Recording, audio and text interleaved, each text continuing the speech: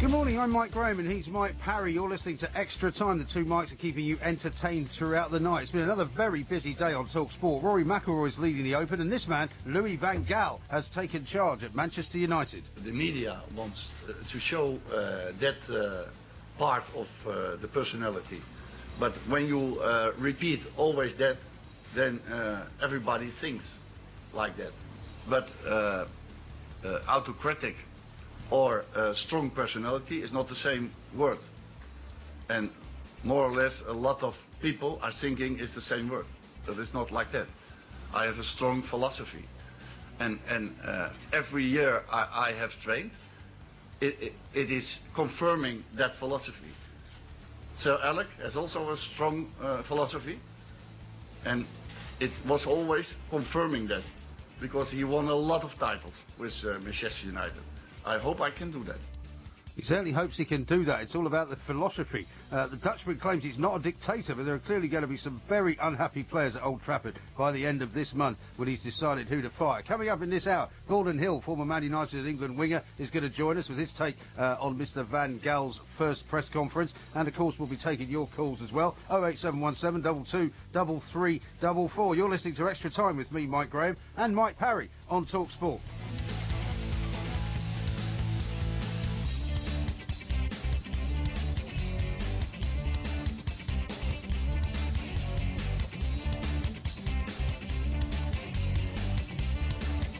This is Talk Sport Extra Time. I'm Mike Graham. Mike Parry has joined me. What on earth are you wearing, by the way? Well, it's my new summer look. I've had a host of problems today related to the sun, Mike. I mean, the hottest day of the year. Hottest day of the year. What have you got stuff all over your face? You got a Panama hat on? What's going on? Do you know what I put on my face instead of sun lotion? Because sun lotion has a negative effect. What sun lotion does is, okay, it protects you from the sun, but it tries to pull the pores in your face and can give you, alone that can give you skin cancer because it's rubbish. It can. It protects you from the sun. No, that's why it's there. It protects you from the ultraviolet rays. Yes, it does, but it also blocks up all the pores in your face which need to breathe. You remember the scene in Goldfinger when the girl was found dead on the bed, painted in gold? Yes. That's the same effect that sun lotion has on your face. Rubbish. It kills your face from living. No, it does. It does. Believe me, I know these things.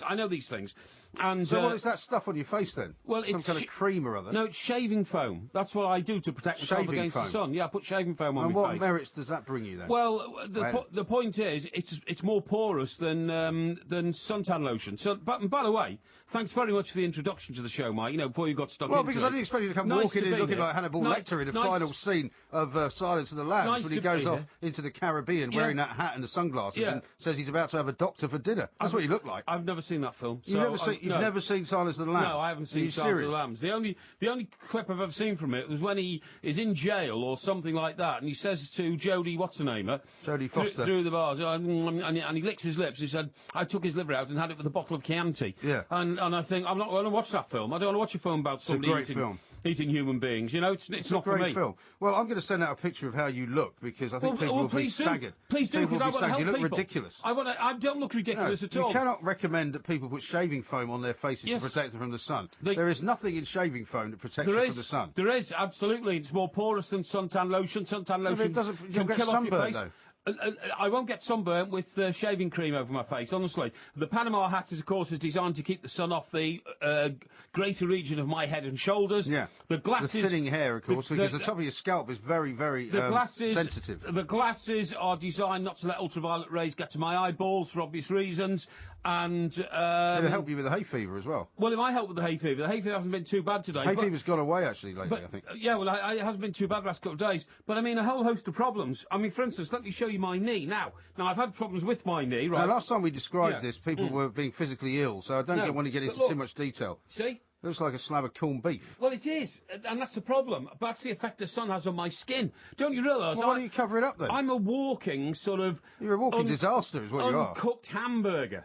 Really, I'm a walking uncooked hamburger, and the sun cooks me. That's the pain I have to go through. Well, why don't you just stay out of the sun every day? Did you not hear the advice from the health people who said, you know, this is a level 2 health warning because the sun's going to be so strong. What you should do is stay out of the sun. Well, I do stay out of the sun. I've stayed out of the sun all day, and I get into my air-conditioned Merc and drive around in that, and it's absolutely fantastic because you feel so cool and all that. But I mean, for instance, today I had a couple of errands to do. I had to go and sort out my phone, which is driving me mad. Your phone is an absolute disaster. We're going to talk about that a little bit later on. We are, but that means that when you get there, you've got to park about 60 yards from the door, get out. I then have to get my crutches out because my knee has gone, okay? Why don't you get a disabled sticker? Because I've got internal and external problems with my knee. The internal problem is that the knee joint's gone. The external problem is that the skin is looks horrendous. Is getting burnt by the sun. I've got a tooth that's almost come out again, which I've got to have another operation. And let's not forget the dodgy ticker. The dodgy ticker is You there are all aware, the time. by the way, that we've got a Porky Bingo game going on at the No, moment. I'm not, no. And everybody No. who's been sharp enough to listen in can have marked down already one dodgy ticker, and who knows what else. We've got a whole load of phrases, 10 phrases that you normally come out with. Oh, really? And we're going to have some kind of a little prize for the person that claims to have noted down the most. Very interesting. Well, I hope it keeps you all very amused, Mike, because the reason I wouldn't pick on any of the expressions that you use is because you're too dumb to actually have any sort of authoritative views on life, which you can repeat at any time, and which fit in with the with the seriousness of life, not the banality of your existence. Well, what I was going to say was, any insult to me would also have counted, but we knocked that one off actually in favour of something like that's a bit harsh. But anyway, welcome to the show, because I realise that I've been a bit remiss in not saying that. Took you I 10 know minutes it's 10 minutes past 2 in the morning. We're here for the 3-hour special. We've got loads to talk about. We certainly have. We should start off with, and I know that you have this comedy way of, what are you doing with your hands? Sorry, I was just banging the desk. I'm so happy to be here. Well, try not to bang the desk. Okay. Louis van Gaal. It's a huge sort of debate going on about how to pronounce his name. Because if I was at that press conference up at Manchester United today, my first question would have been, "Excuse me, Mr. Van Gaal, how do you pronounce your name?" Because I know that a lot of sports reporters... idiotic. No, because a lot of sports reporters are nervous of doing something like that because they feel that they might then be sort of, cast out by Manchester United's organisation who would say, that's a stupid question. But nobody knows. Imagine you address a load of people and they start off by saying, "Excuse me, Mr. Graham, how do you pronounce your name?" Well, Graham's an easy name to pronounce. You think you ignoramus. Well, yeah, but you call it Van Gaal. Lots of people have said, why don't you just pronounce it like Hullet? But when I heard Ruud Gullit saying Van Gaal, he actually said Van Gaal. It is Louis Van Gaal. It is not Van Gaal. It's Van Gaal. It is. I've heard it roll off the tongue in Dutch. By the way, I loved it when he said today. I heard him and I watched it. He said. This is why I chose #1 club. Barcelona was #1 in Spain. Ajax #1 in Netherlands. And Bayern #1 in Germany. And now Manchester United #1 in England. And hopes I should fulfill expectations. Yes. I think he's going to be great. I think he's going to be a tremendous addition to the Premier League. But then he went on to say, he said, and when I worked at Bayern Munich in Germany, the Bundesliga, biggest league in the world. Yeah. When I work in Holland, the Ajax, the Dutch league, the biggest in the world. Did he say Ajax? Ajax. And he said, and when I worked for Barcelona, biggest club in Spain, and Spanish league, biggest league in the world. And now Manchester United, and biggest club in the world and biggest league. But you got to admire his cojones, haven't you? I do. I think he's. And does it not? And I don't wish to be unkind to your old mate David Moyes, but does it not really, really illustrate the huge gulf in talent, in confidence, and in personality, and why it was such a terrible error for Manchester United to ever think that David Moyes could do that job? I don't think it does illustrate a huge gulf in talent. I think it illustrates a huge gulf in the right man for the right job. Yeah. David Moyes is still a very competent manager. Competence not good enough for Man United. But when you saw the confidence exuded by Louis van Gaal today at the press conference, right? That's another bingo name, by the way. He was simply telling all the inquisitors there, I am #1, and I've got to get this club back to the status that I have as #1. That's my job. I'm going to do it. And then went on to reel off things like, well, I might drop some of the senior players. I'm having the training ground designed by Sir Alex Ferguson rebuilt because it's not good enough. It's too open. And did you hear that he also completely turned around the room in which the David Moyes press conference was held, and he moved the table to the opposite side of the room? Absolutely. So I don't know whether he's a practitioner of feng shui or not. Feng shui. And of course he stamped his authority on the club right well. The interesting thing is that today David Moyes was at Hoylake as a spectator watching the Open Golf. Now, that to me is... Well, I don't know how David Moyes is going to come back. And as we've seen before, the longer you stay away, the harder it is to get back in. But not only that, and he's saying, well, I'm so enjoying having a break. You contrast the two attitudes of the men. Louis van Gaal has just come back from the World Cup where his team finished third, Holland finished third. and he says he doesn't want a break. He wants a holiday. Holidays are for wimps, he said. Holidays are for wimps. David Moyes got the boot in, was it May? It was before the end of the season, Yeah, wasn't before it? the end of the season. Yeah. So it was there was April, 4 May. games left, wasn't there, for Brian King? Yeah. So May, June, and 2 weeks in July. David Moyes has already had 10 weeks off. No, sorry. Well, that's all right. He got 10 million. Hang on, June, July. No, he's had 8 weeks off, right? He's had 8 weeks off. And got 10 million. And I mean, and he's saying that he likes the rest and he's enjoying it. Now that's true. That's not the attitude of a man hungry to get back into the game, hungry to do the job, hungry to succeed, hungry to be a winner, hungry to put his mark back on the game, hungry to bite, to bite at football and take a big mouthful out of it. You know what I mean? Exactly. No, well, I think there's no question in my mind that he's probably been, irreparably damaged by his experience at Manchester United, because when he was at Everton, he knew that he was a pretty good manager. He knew that he'd done very well with very few resources. And most Everton fans were very happy with what he'd done.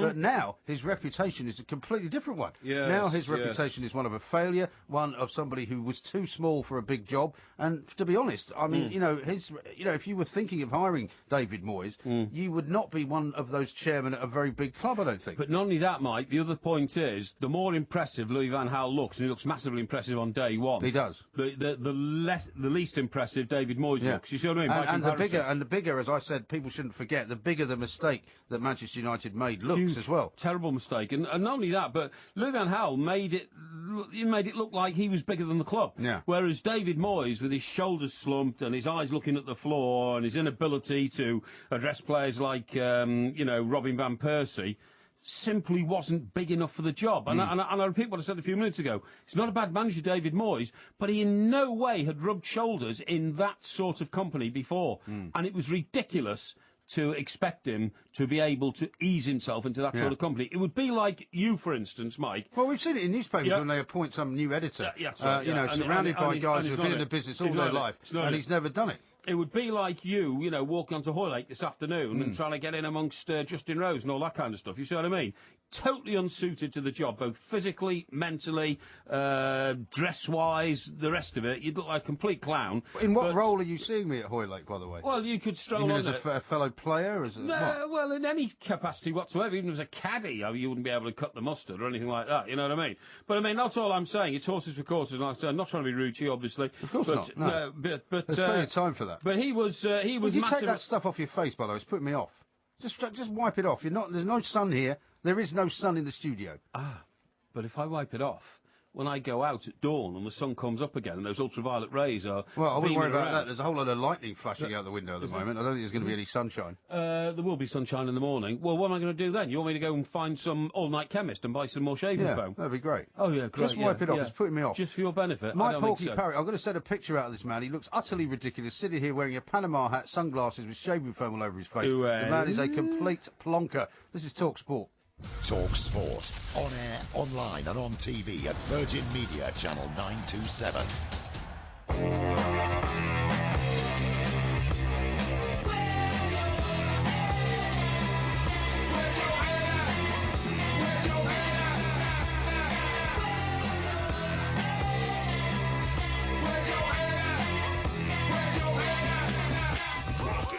Bingo! That's my favorite game! I just can't remember what to yell out when you win. Bingo. That's my favorite game. I just can't remember what to yell out when you win. Oh, how about you just say, yay, I won. Bingo! They're all playing Porky Bingo out there. As a couple of you, Richard says, in 15 minutes I've nearly got a full house. I'm just waiting on one more phrase from Mr. Porky Parry to get it going. I've also got shaving foam, ha ha, says the LA kid. And Adam says, yeah, definite full house there on the Porky Bingo. So they're having a great game out there with all of this stuff. Anything for first tweet on full house. I think it's ridiculous. It's a great game. People, lots of people are suggesting other phrases that we should say. And here's an explanation of.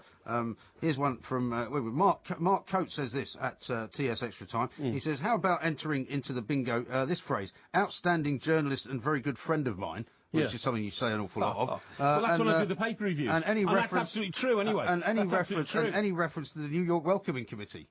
Well, you've only ever said that, not me, and that's it's a huge insult to the young ladies of New York. No, there's only one particular lady that was known as that. Well, I'm not getting into that. No, of course not. This is so much. Of course not. Anyway, listen, here's an idea for you. Why, if you do go out into the searing heat of Surrey, which is another one that people have wanted to put on, Stockbroker Belt Surrey, which you say all the time. If you do go out into the searing heat of Surrey, why not take another trip to the movies? Because that's a good place to go and hide out from the hot weather. Actually, I'm going to a film review today. Are you? Film premiere thing, like a press premiere? thing, press thing, all that kind of stuff. Well, it's not a premiere then, is it? It's a press showing. All right, but it's still the first time anybody's seen it, isn't it? And what film are you going to see? Nobody else seen it. Well, this is the point, you see. What film are you going to see? And I've been doing some research on this, because this is a point I want to make to you. And I'm Bingo! no, it's nothing to do with bingo. And I'm very, very serious about this. It's called Dawn of the Planet of the Apes, right? Now, this is a fantastic film, and it's like a prequel to Planet of the Apes. It is. You see what I mean? Yeah, it is, yeah. 'Cause we talked about it. We talked about it last night with John Hurd. He was saying it's a prequel to a sequel. Yeah. It's a prequel to a sequel to absolutely. a reboot or something like that. But what I'm saying is, the point I'm making is this, right? Is that... What is the point? Well, what I'm saying is that the most popular clip they're showing from this film shows three blokes sitting around a campfire in a forest, and they're joined by an ape. Yes. Because obviously this is called Dawn of the Planet of the Apes. Now, but at this point, the apes haven't taken over the planet, have they? No, no, I don't know. I haven't seen the film yet, but I mean, they're obviously. But you remember the original series, with Charlton Heston? Yeah, of course I do. Where the apes have taken over Earth. Yeah, that's right. Yeah. Well, if this is a prequel, then the apes haven't taken over yet. Okay, isn't that the point? Okay, they haven't taken over. See, I can tell you all about this film. But you said it was a prequel to a sequel, so the sequel could have come after the Charlton Heston film. But anyway, I'm not getting into that. Actually, it's a sequel to a prequel. I'm confused about that. Yeah, you're very confused. Anyway, point of the story is... Bingo!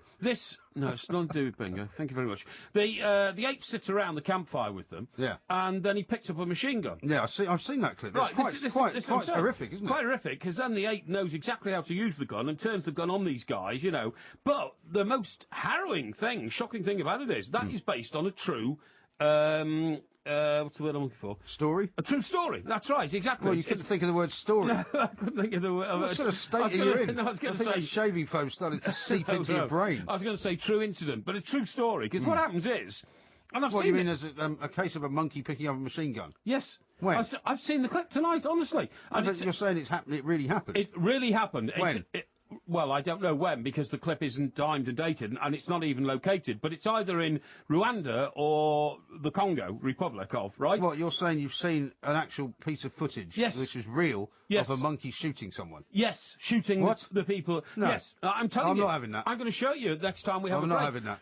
Because what happens is, and that is absolute rubbish. No, this is not an ape. No, what you've seen is a clip from Planet of the Apes. No, it's not. No, it's not, Mike. Honestly, you see, you're stupid and ignorant because you can't accept what I'm telling you. Somebody will have stunted it up. You come in the studio and you've never done any research about anything. You just, I don't need to do research. It's all up here. Vacuous balderdash. It's all up here, mate. Vacuous balderdash. Anyway, so I have a look and see, if there's any, sort of... you with your vast knowledge of the internet. Yes. Well, you've been doing some research on the internet I research that you can't books. work. I research books and everything else. Now just shut up and listen. Did you do it on your phone? Just shut up and listen. Go on then. No, I didn't do it on my phone. Right, and what happens is... This chimp, and it's not an ape, it's a chimp. It's a chimpanzee, right? It's ambling... Is it wearing a suit? No, don't be ridiculous. Well, just listen. All right. It's not wearing a suit. It's in the middle of a jungle. Why would he be wearing a suit? It was in a circus. It might be one of the PG Tips chimps. No, it's not. Anyway... Gone rogue. Anyway, the chimp is wandering past these three guys, and they start having a laugh with the chimp. How are you, chimp? And all this kind of stuff. Is it talking back to him? No, but it's baring its teeth, like this style, I'll show you. You know what I mean? Right. On that kind of stuff.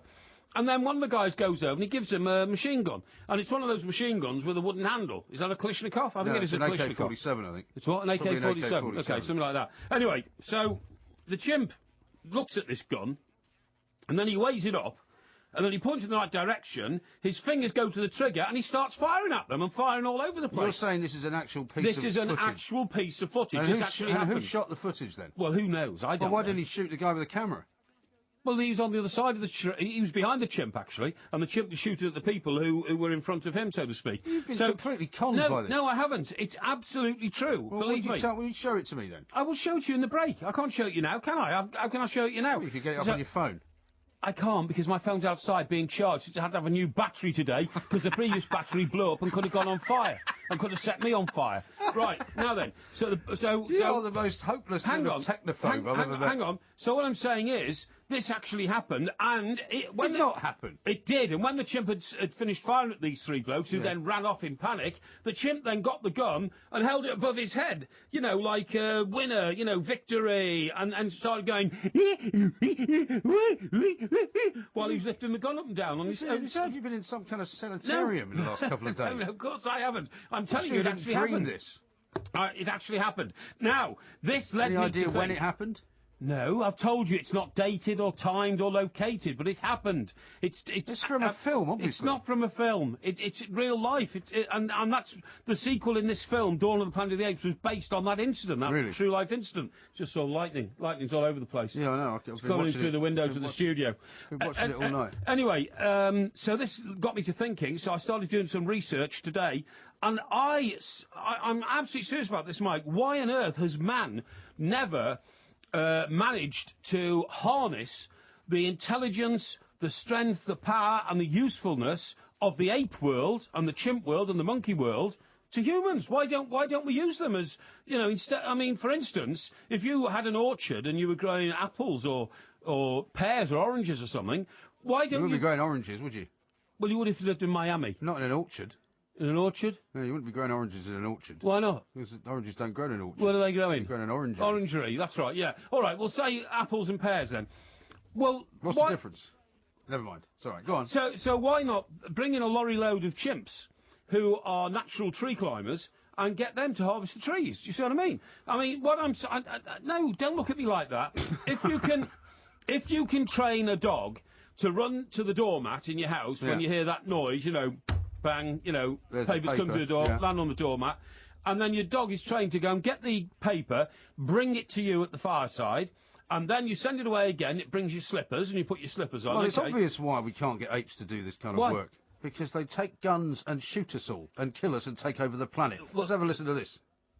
So can I put this into some sort of perspective? When I caught Gerald in '68, he was completely wild. Wild. I was absolutely livid. Do you remember that? No, what was You that don't about? remember that from Not 9 O'Clock News? No, I don't, Where the no. guy had Gerald, who was the gorilla. No. You don't remember that? No, I don't, no. You sure it wasn't that you saw? No, it wasn't. Gerald was a tame gorilla. Oh, was he? Yeah. Well, look, what I'm saying is that I don't know why we can't harvest them. They're very intelligent people. I've been doing the research They're tonight. not people. And, well, very intelligent beings. And what I found out... Well, maybe they're too intelligent to be enslaved. Well, hang on, I'm trying to find my notes here, Bingo! because I'm going Trying to to tell you. find It's your not too notes. big. Yeah, I've made a load of notes about it. Right, now, the memory capacity of chimps and apes... Probably bigger is- than yours, I should imagine. Well, believe it or not, it is bigger than sort of, you know, very thick-headed humans. And that is that if you show them pictures and all that kind of stuff, and then take the pictures away and then put the pictures up on the screen, they can run to that picture and tap on it. They've got fantastic memory. They can imitate what humans do. They can assess They for can themselves. ape what humans do, even. Yes, that's right. They can assess for themselves decision-making, Yeah. which is one thing we didn't think animals could do very well. Can you think they could do accountancy? No, don't really. Well, it might do. They can count. They can definitely count. But what I'm saying is, Mike, what I don't understand, and nobody's ever explained this to me, and of course, you are, you know, too idiotic in your... Well, I'm just in being your- realistic, Mike. No, you're not. You're not being realistic. You're being mocking and idiotic because I'm trying to put a very sensible point forward. Why hasn't the human being, human man, Homo sapien, harnessed the availability of chimps and apes and orangutans, even are No, very because you'd useful? have to enslave them, and that's not what we do, No, is it? no, you Not wouldn't anymore, enslave anyway. them. You wouldn't enslave them. To enslave them is to put them in a You zoo. want them to work for nothing, basically. Are we Yeah. going to pay them? Well, no, they You're going to let them open a bank account? You know, where they don't drive be a car? ridiculous. They work for food. They work for Well, shelter. that's good of you. Well, look, the other thing you don't understand, you see, because you don't have any So understanding you're going to whatsoever. turn nasty on me now. Well, why not? You turn nasty on me. You If don't you have. were a chimp now, you'd pick up a gun and shoot me, You wouldn't don't, you know, if there wouldn't be a gun in the room. You have no understanding of the animal world. What you don't know is, and I do know because I've researched it thoroughly, animals actually like to be given tasks to undertake, and on the completion of that task, like to be given a reward. That is why dogs like chasing after balls and sticks, and then they bring them back to their owner, and then their owner gives them a tidbit out of his pocket, and that is fantastic, okay? Other You've animals... never owned a dog, have you? Sorry? You've never owned a dog. No, I've never owned a dog. And other animals actually, you know, seek out the desire to be useful. For instance, when the Between Twin the Towers... time, by the way. Well, let me just finish this point, 'cause it's very important. It's time for the news. Hang on a second. When the Twin Towers went down, the sniffer dogs that were taken in then to find the bodies never found a single body because the heat was so great, all the victims inside the Twin Towers all, unfortunately, evaporated. There was nothing left of them.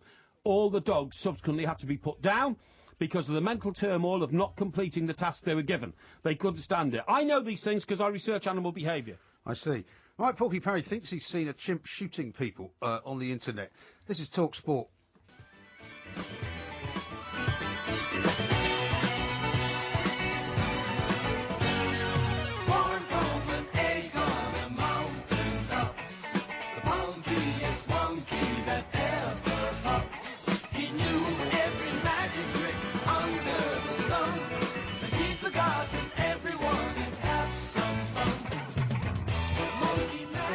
So what's that? That's the theme tune from Monkey. What's wrong with that? It's just a very funny song. It just reminds you. I'll tell you what is amazing here. Yeah. There's a number of people who have been taken in as gullible as you are, no, right? not taken Listen in. to this, right? From Dave in Gloucester. Yeah. Mike, Porky is right about that clip. I've Right. seen it also. A chimp really does start firing a gun in the direction of the guys who gave him the gun. That's right. David in Essex says, Mike, I know it's hard to believe, but Porky is right for once. Thank you. Monkey with a Thank machine you. gun has been on YouTube for years. It's Yeah. real. It's absolute rubbish. Moses from Subway Birmingham says, quality stuff, the two mics. He says, Parry's right. I just saw the YouTube clip of the chimp shooting. That's right, How can absolutely. anyone, with half a brain, actually look at absolutely that natural. and think that it's real? It's absolutely natural. You just look at the body language of the people concerned. They're clearly rebels. They're clearly Well, trying who do you think's filming this? Do you think it just happened out of the blue? They're clearly here? trying to have a laugh with the chimp who's just ambling past. Well, Literally ambling past. so here's the scenario. Yeah. So somewhere in the middle of the Congo, Yeah. apropos of nothing, That's right. there's three guys sitting down. Yeah. Over the other side of the clearing, there's a guy filming what they're doing. Out of the blue, a chimp walks past what a and they ridiculous- hand him a gun. what a ridiculous you're, proposition. you're expecting us to believe all this, are you? Anybody can film anything these days. You know that. You Everybody's don't got know a- when it was filmed.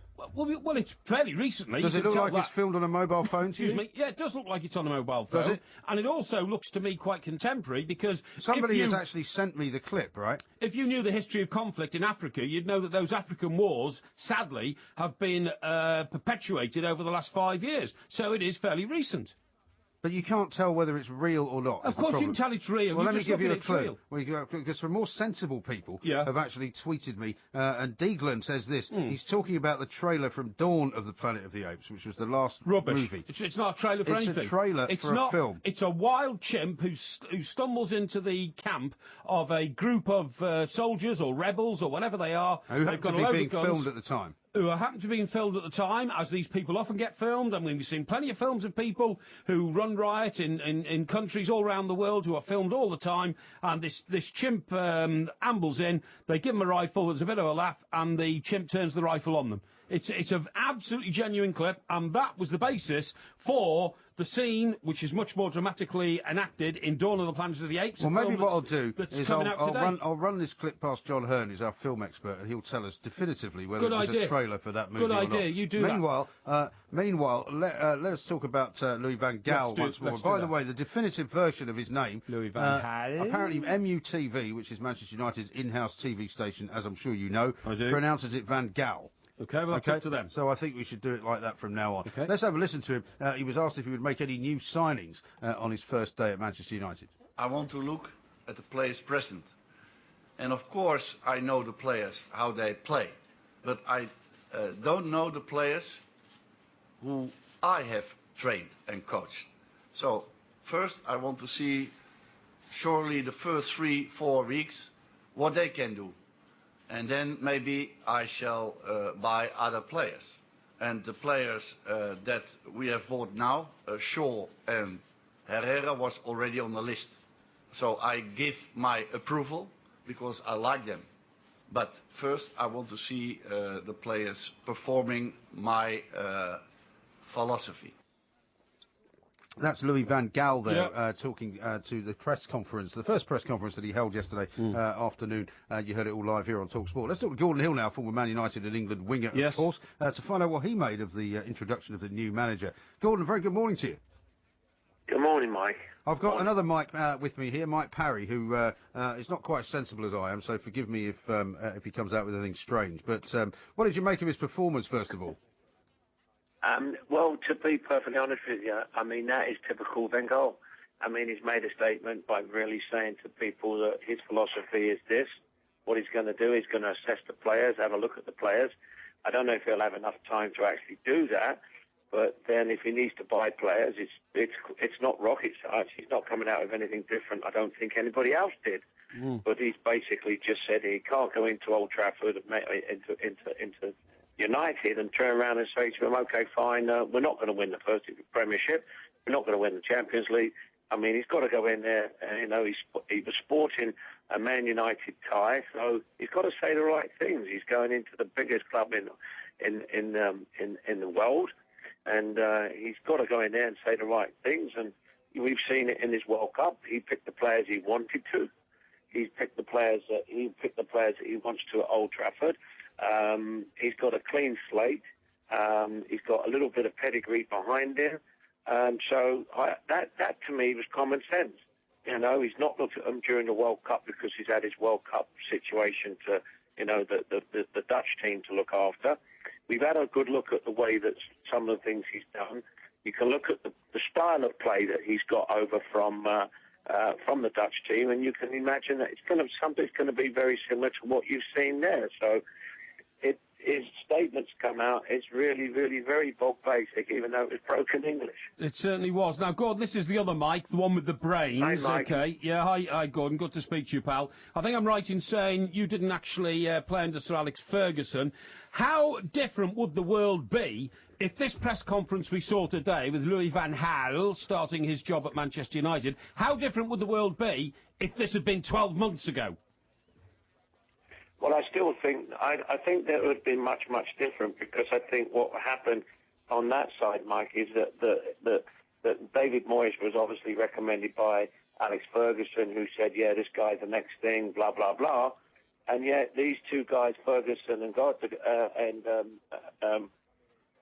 the chief exec. What's his name? Oh, Ed Woodward, yeah, the equaliser. Yeah, the equaliser. It's an equaliser. Both, they both know each other. They both coast against each other. They both know what it is.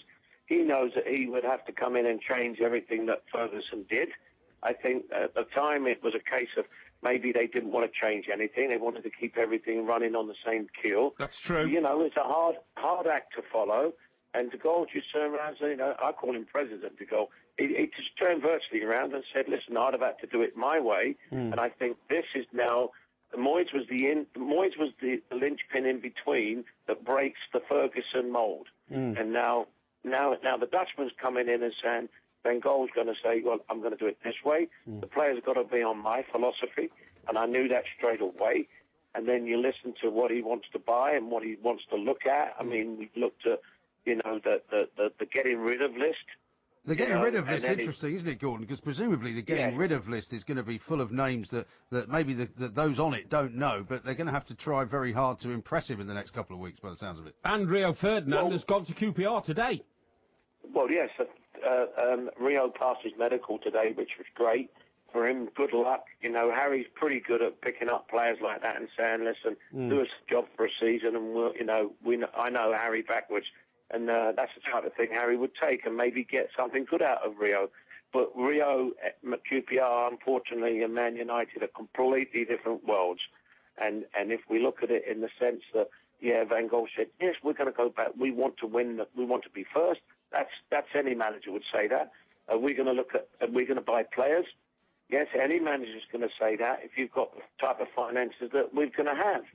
So he's going to be looking at it. He's already made a statement that Van Persie's going to be his captain. No, he hasn't. He hasn't actually, Gordon. Sorry to interrupt you there. It was very clever. What he said today was, he said, until I assess all the players individually, I can't say who's going to be captain, because he knows that if he makes Van Persie captain, he will push Wayne Rooney's nose out of joint. Yeah, absolutely. No, I agree with you. But, if you look at the way he puts things over, his English, his broken English means something completely different. And I think that in that sense, I think you'll find that he'll sit down and say, well, listen, Van Persie, I think slowly you'll see him sliding in. I've never agreed with Rooney being captain of Man United any road, and I still don't agree with Van Persie being captain, even if it should come back, should be a leader from the back. But that's neither here nor there. I think that he'll stamp his mark. He'll try to look at players in 4 weeks. He'll put a lot on the actually say off you go list, and I think he'll have quite a big bucket list. But the problem's going to be is that these players on his bucket list that he wants to do and wants to get are looking and saying, "You're not in Champions League, my friend." That's the problem. That is the problem. Yeah, of course Gordon, it is. listen, Yeah. we've got to run. Thank you very much indeed. Yeah, thanks, Gordon, that's excellent. It was really interesting, actually, as you raised there, the whole way that he introduced that captaincy Yes, that's thing.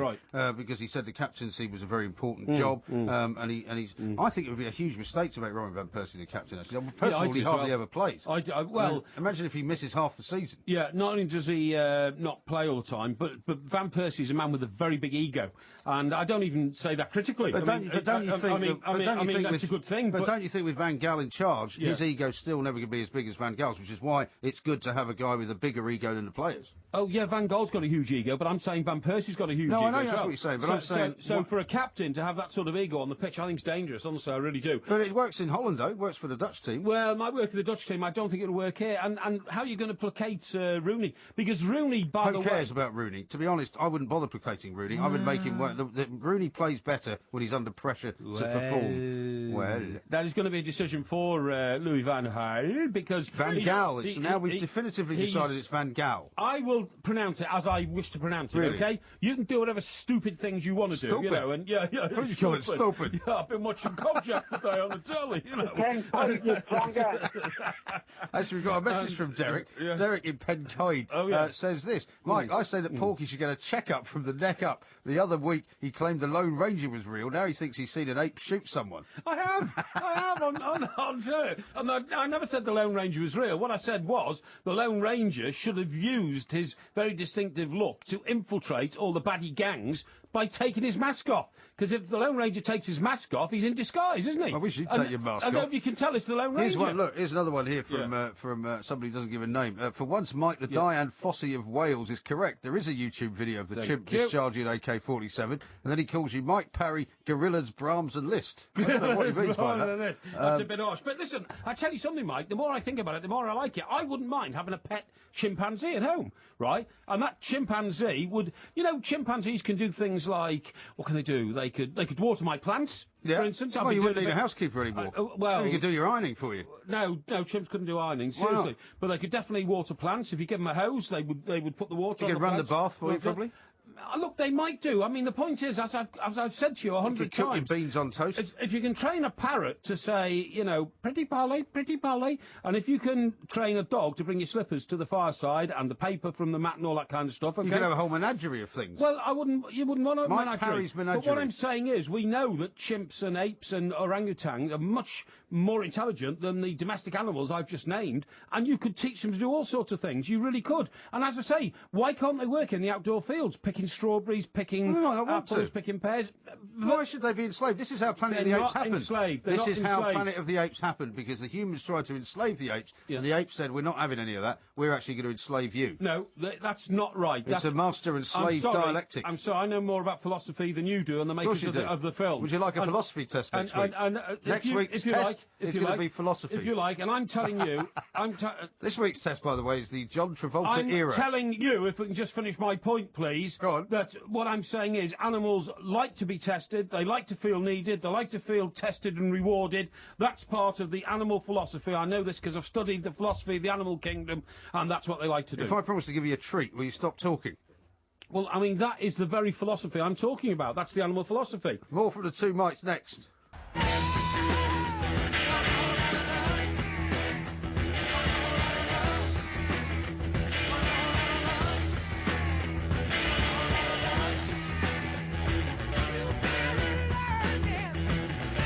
This is TalkSport Extra Time. I'm Mike Graham. Mike Porky Parry is here. It's a 3-hour, two mics special. Pete in Barnsley has texted in on the subject of your chimp story. Mike, Porky couldn't live with a chimp because it would think it was living with a gorilla.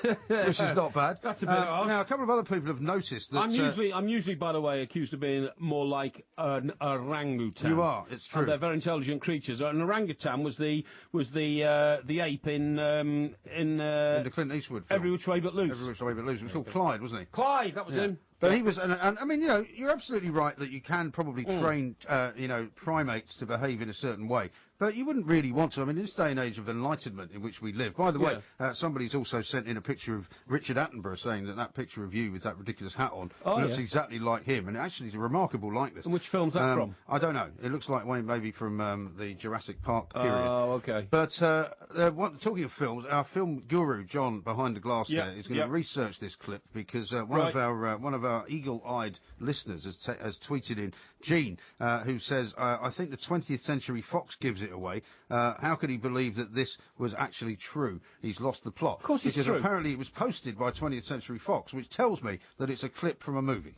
No, it's not. Well, John's going to research it, and he knows all about these things, and he's going to come back with a definitive ruling on whether it is in fact real. Talking about 20th Century Fox, have you seen that seems to be a bid underway to 20th Century Fox and Time Warner? Yeah, that's right. Well, apparently Rupert Murdoch in his kind of, not his final act, I suppose, because that sounds a bit morbid, but one of the thing he wants to do before he dies is to sort of just have the biggest, most huge global media empire that has ever been. Well, there's another reason for that, because he's got to have a big enough company to ward off Middle Eastern oil money against the very expensive sporting rights around the world.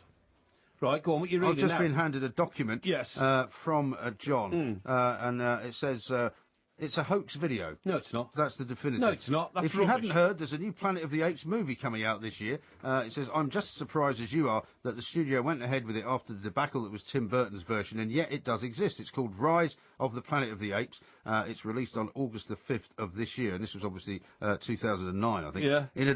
2011, I apologise. In the advance of this release, the studio is having a little fun with online videos, specifically hoax videos, like this clip of a group of African soldiers giving an AK-47 to a monkey. Right? Would you like to read more? No, I don't want to read more. It's a hoax video. No, it's not a hoax video. I'm sorry, that's rubbish. The problem is that you... There's the picture there. Look, there he is holding the thing above his head. Let me have a look at this. It's a hoax video. You've now bent the news... The idea that you could even consider thinking that this was real. You bent the news to your own satisfaction. You didn't even know about this till I brought it up tonight. No, I didn't. I don't go trawling the internet for pictures of chimpanzees acting like terrorists. Your thickness and your ignorance didn't even allow you to know that this was happening, and yet all of a sudden you become an expert on it in a matter of seconds. What I do in life, I'm not having it. When I'm presented with some evidence of something that can't be explained, yes. I then go and either find somebody who's an expert in it, as I have just done with John.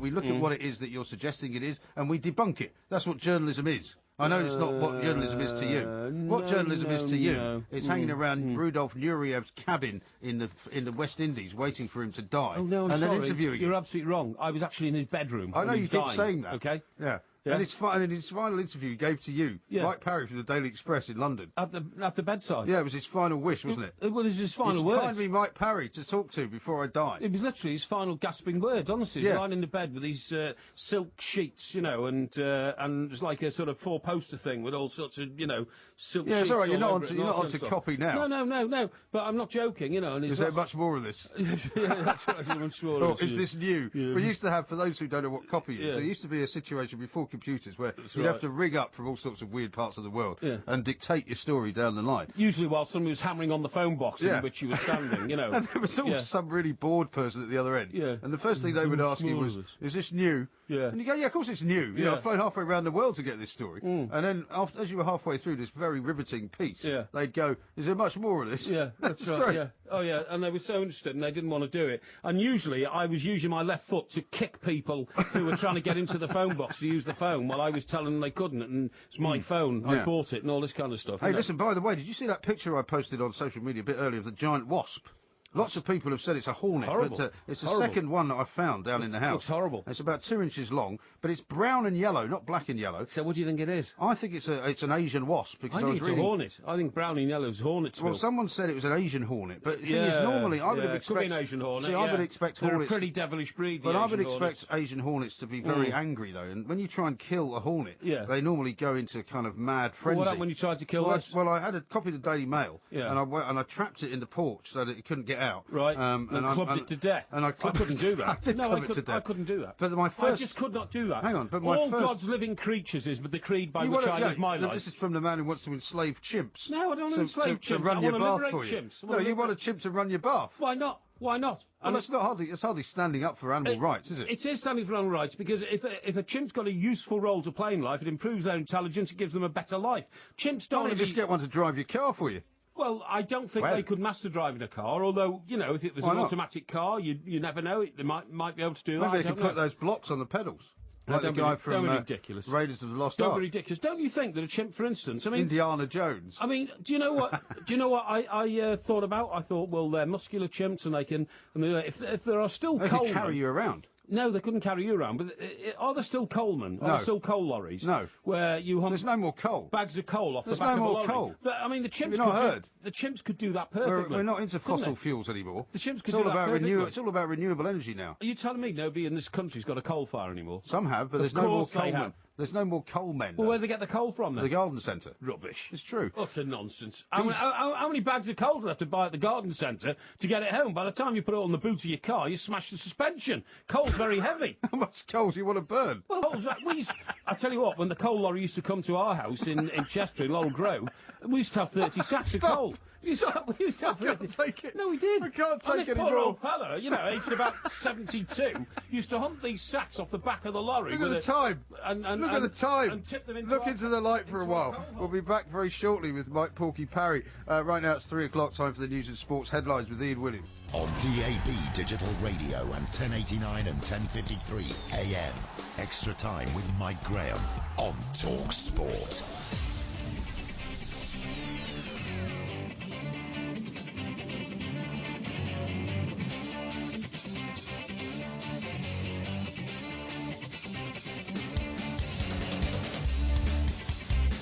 Good morning, I'm Mike Graham and he's Mike Parry. You're listening to Extra Time. The two Mikes are keeping you entertained throughout the night. It's been another busy day on TalkSport. Rory McIlroy's leading the Open. QPR have signed Rio Ferdinand and this man, Louis van Gaal, has taken charge of Manchester United. The Dutchman doesn't know who will be his new captain. All the players are a possible candidate. I have to get know them, and therefore I use 4, 5, 6 weeks, but it can be 2 months also. For me, the captain's role is very important, and therefore I need time. And sometimes I didn't have the time.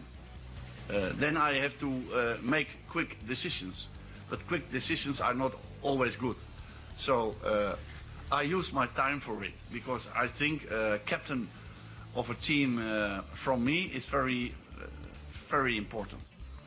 There will be a clear out at United. Players will come and go. Who do you think Van Gaal will ship out?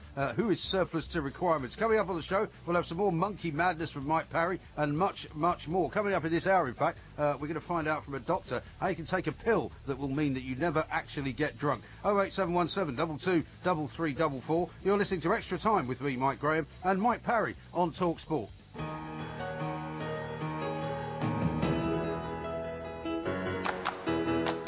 Well, the doubts build up inside his head as he strikes the ball from the tee.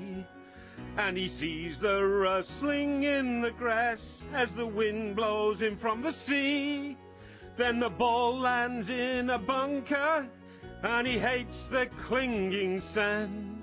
'Cause there ain't nobody and he needs somebody who can give him a helping hand. Tell me why he don't like Fridays. Tell me why he don't like Fridays. Tell me why, I don't know. The wind blows. God damn this second round. What on earth is that? Well, that's, you see, that's my steer towards you about the golf story, okay? Because the golf story, Mike, might have gone over your head, but the golf story today is So all you think about... you should have mentioned Rory McIlroy somewhere in the lyrics? Well, what do you think it was all about? Who do you think I was talking Well, about? it was obviously about Rory McIlroy. Let me read the lyrics to so you. you should have had Rory in it somewhere. Well, the doubts build up inside his head as he strikes the ball from the tee. But you know the original, that was the original song was done by Who the was it done Boomtown by? Rats. Yes, The Boomtown Rats. Bob Geldof. And Bob Geldof. And he And didn't do you know mention- what it was written about? Yeah, it was written about a girl who didn't want to go to school on Monday, so she took a gun and blew away a couple of her fellow pupils. Exactly right. So they closed the school down for the day. They did. Unfortunately, she spent the rest of her life in jail and is still in jail, which is a bit of a problem. Now, what I was going to say Yeah, but was... it's a brilliant song, by the way. Fantastic lyrics. I'm going to congratulate you right now. You'll be surprised to know. But Thank I you. still think somewhere in there it should have said Rory something. Somewhere. No, it's the mystique of it. Don't know anything about songwriting. Don't know anything about putting lyrics together. I've never written a song, It's no. a mistake. Let me read it to you again. Well, the doubts build up inside his his head.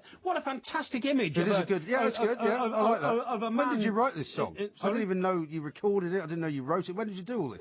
I got in this evening. I just went into the studio with John there, our musical expert and lyrics expert, and I knocked out these lyrics. He put the music around it, and hey, we have a hit. You know what I mean?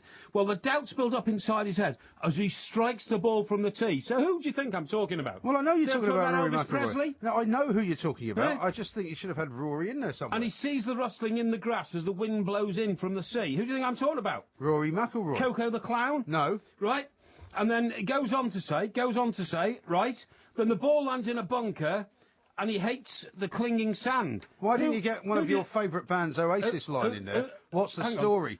Hang on. Little Rory. What's the story? Little Rory, you should have said. You know, Genghis Khan or something like that. I don't think he's playing. Because there ain't nobody and he needs somebody who can give him a helping hand. I think it's actually quite good, though. It's really good. It's the best song you've ever been involved with. Well, there you and go. it's not actually terribly badly sung either. But Yeah. we'll talk about the Open in a second. Let's take a call from Will, Let's do who's that. up in Warrington. Apparently his wife's uncle owned a chimp. Oh, right. Hello, Will. Hello there. Hi, Good Will. morning to you. Yeah, well, Norma's uncle, Albert Blenkinsop, was working for Taylor Woodrow in Kuwait, and he came back with his chimp. Right. And they held this dinner party, you know, for him to This is celebrate not the him Uncle coming Albert. home. This is not the old Stan Holloway routine, is it? No, not at all. No, Right. they had this dinner party. Yeah. And while the dinner was going on, the chimp, they had a chandelier in the room, like, and the chimp jumped up onto this chandelier. Where was the chimp before this? It was just in the room. Right. What, just okay. sitting around? And it What? jumped up, and it jumped onto the chandelier and peed over everybody in the dinner. Really? That's... Perfectly true. Yeah, So so- they had He a took the chimp and gave it to Chester Zoo. But did they? So they had a pet chimp. Yes. And where He did brought they? it back from Kuwait, yeah. What, but was he allowed to bring it? I mean, did he have to smuggle it in or something? This is 30-odd years ago, 40 years ago. Okay. Now, Will, this chimp was a pet inside the house before he gave it to Chester Zoo, which incidentally is where I come from, Chester. I know, yeah. And it's one of the finest zoos in the world, so the chimp Yeah. would have had a very happy existence there. Oh, yeah. But what did the chimp do on a day-to-day basis? And what clothes did your uncle dress the chimp in? I saw the chimp. I wasn't at the dinner party, but I was at the chimp. do you assume he dressed it him? just had like a pair of blue shorts on. Well, there you go. You see, But he was clever enough.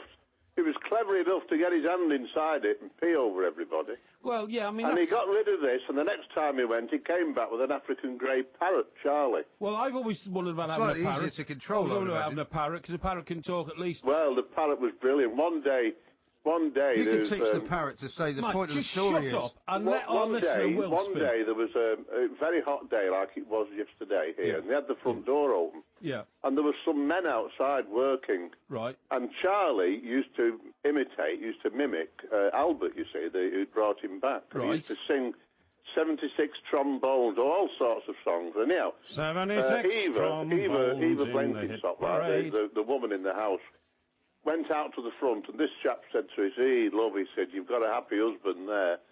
He said, "He's never stopped singing since we come." So she said, "Would you like to meet him?" Mm-hmm. So she took these workmen in and saw this parrot. Yeah. Absolutely brilliant it was, Charlie. We used to look after him when they went away. And the parrot could imitate perfectly a human voice, could it? Oh, unbelievably. Can it water the plants, Will? No, he never came out the cage. I had him at home, and Yeah. I had a budgerigar, and the parrot was in this large cage in the kitchen, you know. Yeah. And he'd say to this budgie, say, "Come on, love, come on." And he was imitating Eva talking to him. And this budgie came down and he bit his claw off. He bit his claw. Hey? Sounds a bit bloody, that. Bit his claw, yeah. It's true, he bit the claw off, yeah. I'm a bit worried, Will, that the parrot never came out of the cage. No, they didn't know. He liked men and he didn't like women. If a woman went to him, Yeah. put the finger in the cage, he'd bite it. Oh dear! But I mean, wasn't that a bit of a hapless existence? Standing on a perch in a cage. No, you 24 don't hours a day. see many parrots come out of a cage. It was a large cage. Well, I tell you what, mate. There's a pub near me in Surrey where a bloke walks in a long black leather coat, and he's got a green parrot on his shoulder. That the guy from the Matrix? Well, that's a green parrot, yes, but this is an African grey. They're large. Oh, I see. They're too big to have allowed. You've seen an African grey. They're about that big. They're about 18 well, inches tall. I'm sure they are. I just think, Fascinating I think stuff, it's a bit cruel to keep a bird in a cage all its life. But you want to have you want a chimp to water your plants. You think it's cruel to keep a bird in a cage. And by the way, Will, I've no idea why MG on my left ear got so full of mirth and asked what you clothed the chimp in, what your uncle clothed the chimp in, because you're not going to have a chimp running around naked, are you? Why not? No, it had a pair of blue shorts on. Yeah, that's what I'm saying, and I don't know what he's like. So what would you dress your chimp in then if you had one? Well, I'd give him a little uniform, wouldn't I? Because make it, again, to make him like feel... a butler's uniform? No, to make him feel part of the establishment. I would give Why do you even think a chimp would want to be part of the establishment? Because that's what they want, animals. Do you know that a dog regards... They're wild. They want to be in the wild. No. A dog regards the presence of a human being... Dogs are domesticated. Hang on. Chimps are not. A dog regards the presence of a human being as far more enhancing to its life than the presence of another dog. If a dog had a choice of a companion in life to be another dog or a human, they'd want a human. A dog would have a companion no matter where it was. If it's living with a pack of wild... Have you ever seen wild dogs, right? When you see wild dogs in the veldt or wherever Well, it is... you've never seen wild dogs. Yeah, I've seen wild dogs. No, you haven't. I've seen wild dogs. You've never seen a wild dog in your life. Really? Where have you seen wild dogs? I've seen wild dogs in the Canaries, actually, when I was there. I took a car up into the volcanic... We just went on about the Svelte. You've never been to South Africa. Yeah, but you see wild dogs there. I haven't been to South Africa, no. No, But well, you have. Because you have. Well, I've never seen any wild dogs. You've never seen wild dogs there? No, Have you never I've seen wild Barbary apes. No, not Barbary apes. They're in Gibraltar. I've seen wild apes down on the Cape. Yeah. Climbing all over my car and pulling my... Well, I've seen those at Longley. Pulling my windscreen. You could go to Wiltshire and see those. Yeah, but I mean, you have to go to the Cape. These wild roaming dogs, I don't know what you're on about. You're talking about dingoes, and they died out years ago. No, I was driving, I was in the Canary Islands, right, and I was driving up through these volcanic roads, and you go to them, there's hardly anybody around, and I had an open-top car that I'd rented, and I was driving, it was when I was first married, actually, it was quite a long time ago. Right. And, on honeymoon by any chance? No, not on honeymoon, no, we had the 2 kids with us, thanks very much. We went on honeymoon to France. Okay. Didn't see any wild dogs there. Anyway, Xi'an, they're called there. And we got to the top of this sort of rocky road, mountain road, and I stopped to get out and take some pictures. Suddenly I noticed in the bush a bit of movement. I looked across and there was this horrible, ghastly-looking wild dog bearing its fangs. And within about 5 minutes, there was about 7 of them all around the car. And I jumped in the car and put the roof on because I thought these things are going to jump into the car and eat the kids or something. Yeah. Horrible. Must have been frightening. It was frightening. Yeah, I wouldn't like that. You should carry a gun in those sort of circumstances, shouldn't you? No, you should. Or just carry a chimp with a gun, perhaps. No. Well, if it can fire the gun. How about this from Jim in Belfast? He says, "Hi guys, Mr. Parry is so far off the mark in regards to his remarks about the chimp with the AK-47. For a start, there is no way the chimp could cope with the recoil from the weapon or the bang. After the first shot, it would drop the gun. That's a good point. Well, how do you know? Have you ever fired an AK-47? Well, Jim in Belfast has probably fired an AK-47. No, he hasn't. I doubt very much if he has. Well, he might have done. And here's one from HP who says, Mike Parry's got a good point. If you can teach a parrot to say pretty Polly, then teaching a monkey to run a bath is no problem. Well, shouldn't he, should it? What are you laughing at? People make these serious comments, and all you do is just fill yourself full of mirth. You just take the mickey all the time. Now, coming up, we're going to be talking to an expert in neuroscience at the University of Texas, right? Okay. Because this is a guy who's been working on something called the sobriety pill, which I think we can all find very, very interesting. It means, apparently, I think, if I'm right in saying, that it's a pill you can take before you start drinking, which will ensure that you never actually get drunk. Well, that sounds like Valhalla, but it can't possibly happen. Well, we'll see. This is Talk Sport. How can you restrain the effects of alcohol in your system? Well, John Pierce Shimomura will be able to tell you. I'm very, very cynical. He's a scientist. Please don't call him Doc. This is Talk Sport. Am I the curse? So tell me, hey, do you want to drink some alcohol? So tell me, hey, do you want to drink some alcohol?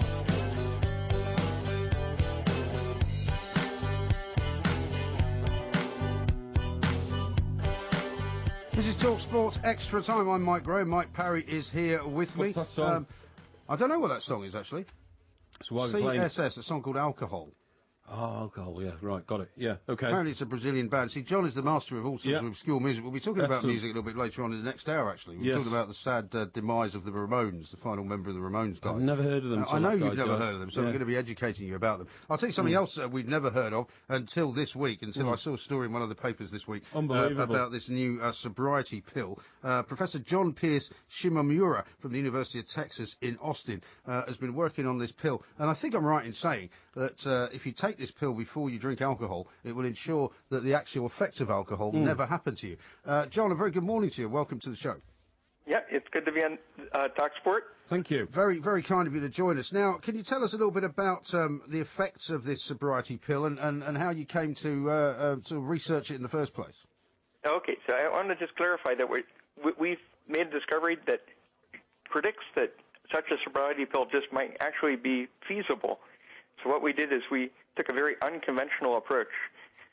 Neuroscientists that study alcohol are looking for molecular targets in the brain that alcohol bind to, and the trick is to try to find a way to prevent alcohol from binding to them. And one way to do that is to tweak them with mutations. And we did this with a very strange way. We took a bunch of teeny tiny worms and got them drunk on Jell-O shots. And we would mutate one of the ethanol targets to the point where ethanol would have no effect any longer. And once we found how the ethanol target could be mutated, we retested it with a humanized worm. That is, What's a humanized worm? That's a good question. What we did is we deleted the gene for this ethanol target, and we replaced it with a human one, kind of like a Frankenstein worm. Oh, wow. And with the humanized worm, the worms can get drunk using the human ethanol target. And sounds like a great job you got, John. Yeah, it's kind of fun to. A lot of scientists, a lot of kids like to torture animals with alcohol or other drugs when they're young, and here I get paid for it. Yeah, John, may I ask a question, please? If people take this pill and then they drink, well, hang on, the pill hasn't been invented quite yet. No, but if they do, when they do, Yeah. then people take copious amounts of alcohol. They don't feel that they're getting inebriated or drunk. They take more copious amounts of alcohol, they're going to kill themselves. The whole idea of pain in the human body is to warn you something's wrong. And the whole idea of becoming intoxicated and feeling that intoxication is to warn you to stop the intake of alcohol into your body. Well, obviously that's not stopping people from drinking alcohol, however. There's lots of people drinking alcohol right now who go past that point of deep intoxication. But, yeah, this hypothetical pill could be really interesting for a couple different applications. One would be you're out drinking with your friends, it's 2 o'clock in the morning, you need to drive home, you need to be sober for that. So maybe the bar could issue these pills so you could drive home sober. Yeah, see, but John, hang on, I've got to get the scientific principle right here. If you've ingested 12 units of alcohol, then you are not sober. You are intoxicated. The fact that you've managed to find a pill that masks that drunkenness does not make you sober. It just means you appear to be sober, but the alcohol is still in your blood, and therefore it must be, even if you don't feel drunk, it must be inhibiting your thought process. That remains to be seen. So that's why the next steps of this thing will be very interesting to see how much of the different alcohol-induced behaviors it can prevent. And this might be as simple as just some aspects of intoxication, or it might be even more medically relevant by affecting things like withdrawal symptoms. Because this might sound like a stupid question, John, but when you are drunk, as it were, and I'm not suggesting that to either myself or Mr. Parry get drunk on a regular basis, but when you get drunk, is it as a result of the blood level in your alcohol, or is it as a result The of alcohol in your blood. Is that what I said? You said blood level in your alcohol. You mean alcohol units in your blood? It's easy to confuse the two. My apologies. Well, it is for you because you've probably been drinking earlier on today. The alcohol level in your blood, yeah. Or is it as a result of the neurons in your brain being affected by either the alcohol in your blood or by the stimulants of the alcohol? So both. So you need to get a certain level of alcohol in your blood that has to get into your brain, and that affects certain alcohol targets on your neurons. These are the cells that make up your brain. And you probably know people that get drunk right away, right? Yes. They might have like Asian flush syndrome or something like that. They can't metabolize the alcohol. So even if they get a teeny bit amount of alcohol, they can't get rid of it and turn it into vinegar. So what they do is it turns instead into a poison, and they're essentially poisoned. But you also probably know other people who can carry their alcohol quite well. And well, those we people, both know somebody like that, don't we? Yeah, we do, yeah. But, John, again, I have to say here, there are some people whose sole purpose for drinking copious amounts of alcohol is to actually become incredibly inebriated because they like being what we would call in this country bladdered. And they like to, be, they like to be the on feeling. Yeah, they like the feeling of it. So they're not going to take the pill in the first place anyway. Yeah, that's for sure. If that's the only effect of this, of preventing alcohol from hitting this molecular target in the brain, then you're right. There probably would be many people who wouldn't take this on their own. However, for instance, opioid addiction, people who get addicted to different opiates or morphine, they at least in the States, they can go to clinics where they're monitored and they're given medicines. Yeah. Where the opioid would have no effect any longer. Yeah, we have not quite that. We have clinics here where you can give them where they get methadone, which is that kind of. So then it would they wouldn't have any enjoyable effect of that any longer. So there's another proof of principle where maybe there'd be clinics in the future where such a medication could be given to them and they couldn't have enjoyable effect anymore. So they wouldn't be driven to take it. Methadone's not the best.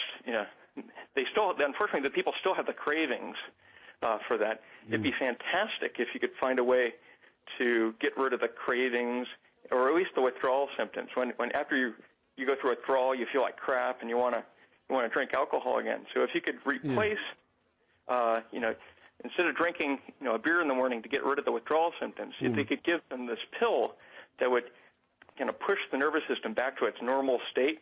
Yeah. Then the person might have a fighting chance of getting away from addiction. Yeah, but it's a fascinating study. It's fascinating, but just to clarify this, and John, thank you very much for your time in talking to us. Is this pill designed to mask the effects of intoxication, or actually to nullify the effects of alcohol in your body? So, for instance, you are technically drunk in this country when you've got 80 milligrams of alcohol per millilitres of blood or whatever. Does the pill, in fact, stop alcohol entering your blood system and therefore, render you sober when before the pill you would have been intoxicated? No, you're absolutely right. So the people would still have alcohol in them, but this would counteract that effect. In fact, this might, if you have some friend who's amazingly tolerant to alcohol, this might put you on the same level as that person. In fact, the mutation that we found in this channel that allows alcohol to kind of essentially bounce off of it might explain why there are certain people out there that can, even when they're teenagers, they've never even had alcohol before. On their first drink, they're amazingly tolerant. Yeah. So, and they say as well that you get less tolerant as you get older with alcohol as well, don't they? Or you get more tolerant. You get much more tolerant, you might. surely. No, people do, generally speaking, don't they, John? That's why old Dip Soaks can have a bottle of... there used to be a bloke I worked with, and I could tell what time of day it was when I went into his office by the level at which the whiskey had gone down in the whiskey bottle on his desk. But he never appeared intoxicated, and he was drinking a bottle of whiskey a day. Did he reek of alcohol? Yeah, he did actually, yeah, but I mean... The Porky couldn't tell because it was the same smell coming out of him. Well, no, to be honest, John, it was in the newspaper industry in this country in the 80s, and everybody was intoxicated. and it's a wonder we ever got any newspapers out, to be perfectly honest, and Mike Graham on my left here will agree with me. But, John, I want to say big thank you. Thank you very much indeed for your John, time. and one piece of advice for you, keep an eye on those Frankenstein worms in case they get hold of some AK-47s and start shooting everybody. Exactly, absolutely right. Well, John, thanks very much indeed. He probably doesn't know quite what I was talking about there. No, he doesn't. Making a reference. Speaking of AK-47, confused him. Fascinating that. Yeah, it was. Absolutely, what a great job. Yeah, but the problem is, I see that you've become all miserable about it. No, I'm not miserable about it. You've been poking holes in his research. Well, of course I'm poking holes. Listen. What worries me is... Why are you worried about it? He talked about the drinking aspect of it. Now, if somebody goes to a pub and has 8 pints and feels completely utterly sober because they've taken this pill, and they get in the car and they start driving, where has the alcohol gone in their body? because it's still in their blood system, and that but surely that means even though they feel sober, their reactions to putting their foot on the brake or turning the wheel must be you're wrong about impaired. that. No, I don't think so. So in because- that case, it must negate alcohol, the effect of because alcohol. it negates the effect on the neurons in the brain. And the reason that you are drunk and aren't able to balance and you lose coordination and do things that are stupid is because of not because of the level of alcohol in your blood. It is the level of alcohol in your blood. No, but because of the way that affects your brain and the way that your neurons are affected. So what he's saying is if you nullify the way the neurons are actually affected, then you're no longer drunk. So you the can, amount of alcohol in your blood. Alcohol in your blood to a high extent and not be intoxicated. Yes, I believe that's what he's talking about. Well, I know, utterly remarkable and very dangerous. Very, very dangerous. Also, I'll tell you what else is dangerous. You took on Jim from Belfast and said, has he ever fired a gun? Yeah. Mr. Parry, he says, I served for 6 years as a constable with the MOD Armed Guard Service in Northern Ireland and have carried and fired a wide range of weapons. Who are you firing them at? So once again, never mind that. Who's he firing at? Well, he might have fired them on a firing range. So once again, you've embarrassed yourself through your own ignorance on a subject on which you have little or no knowledge. That's what he says. Do you know what the motto of that particular group of people is? What, the MOD Armed Guard Service in Northern Ireland? Yeah, their motto, I know this for a fact, is if we fire, we fail. So, Jim, you're a failure. Thank you very much indeed. He doesn't like being corrected, you see, Jim. No, I'm sorry I'm about that. correcting Let him. me apologise on behalf of the two mics. This is Talk Sport. Loads more to come next.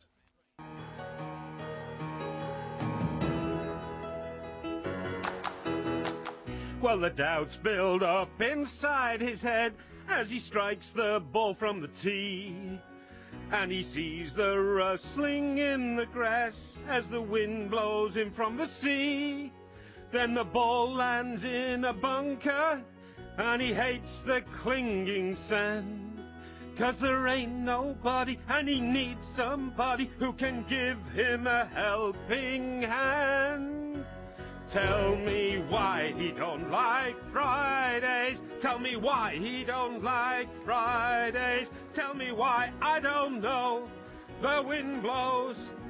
God damn this. What's that last bit? Second round. What's that last bit? That duh. What's that? It's goddamn this second round. Oh, I see. Okay. God damn it, you know? All right. Okay? Okay. You all right? You got that? Yeah? This, of course, is the Porky Parry rendition of I Don't Like Mondays, translated into I Don't Like Fridays, because, of course, for Rory McIlroy, it is known as Freaky Fridays. And I tell you why it's Freaky Friday. Yeah, go on. Because on 4 occasions in 2014, first of all, in May at the Memorial, he's shot a 63, followed on a Friday by 78. Wow. In the Scottish Open earlier on, just last week, he shot a 64 day one. Day two, 78. Wow. At the Desert Classic in January, he shot a 63 first round, second round 70. And then at Wells Fargo, which was another competition in May in the US, shot a 69 and then a 76. Unbelievable, isn't So it? he shot a 66 yesterday, and he's going to go into today's round thinking, I'm going to be over 70, isn't he? Well, today? you'd hope not, wouldn't you? Now, the headlines highlighting all this, I've got the Sun in front of me. Brace raw self, OK? Right. Brace raw self. And then McIlroy's ready to tackle Freaky Friday and storms. And it says here, this is from David Facey at Hoylake. Hoylake, by the way, is where we used to go sailing as kids, you know, Really? off the peninsula. Yeah, I've never played Hoylake. I mean, I've played most of the open links courses, but I've never played Hoylake. It's near It looks lovely. Park Gate, And that was interesting as well, because you'll remember this. You were probably there when Tiger Woods won it the last time. 2009. Listening to Rupert Bell on the breakfast show yesterday morning, he was saying it's an awful lot more green this year. I mean, so much for all the global warming maniacs, absolutely. right? It's a lot greener this year than it was then. It was completely brown then. Yes, it was. Now then, message to all Rory McIlroy fans, this again is the Sun, David Facey. Brace yourselves, it could be another bumpy ride today. When the Open leader admitted the outlook for round two was highly uncertain, he was not just referring to a weather forecast that includes the possibility of late afternoon thunderstorms.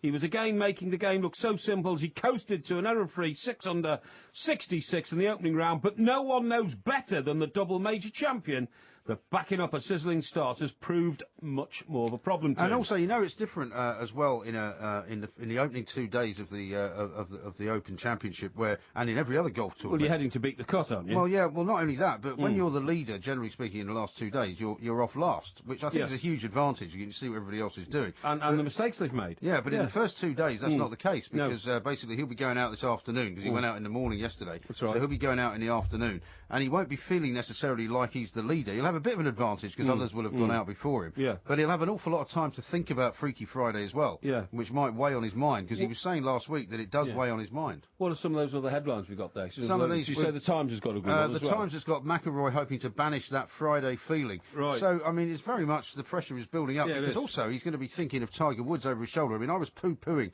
Tiger Woods' chances the other day, yesterday, in fact, Yeah. because I still don't think he'll make the cut. But having got to Oh, of course he will. He's 3 having under, got isn't to 3 under, maybe he will. But I mean, I certainly don't think he's going to be anywhere near winning it. But you know, there's a spectre there. He's close enough. He's only 3 shots off the lead. And I'll tell you what's really interesting for me is the fact that there's 3 Italians in the top 5. Unbelievable. Matteo Manassero and the two Molinari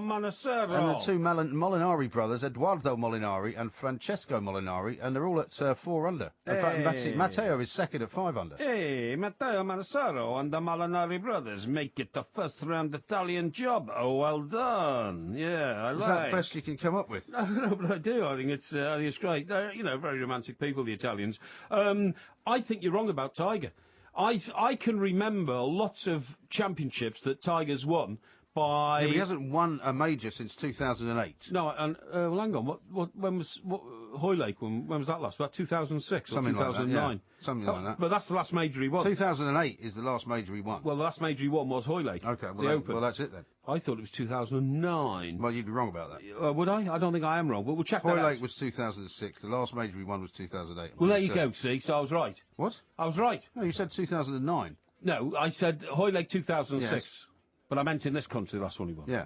Okay. Is that what you meant? Yes, what I meant. Okay, because we know you're never wrong. Coming up later on in the next hour, in fact, we'll be giving you a test on the John Travolta era. Okay. So I hope you've done some research into No, that. I haven't, because I don't need to, because I know all that stuff. I grew up with it, and, I wrapped it around me like a blanket, as I always do. I absorb every moment of my life, and that's why I've got a sponge-like brain which takes stuff in, and it stays there. Many, many people compliment me on the vast knowledge I have of many, many subjects in life, not just the specialist subject that I've been trained in throughout my life.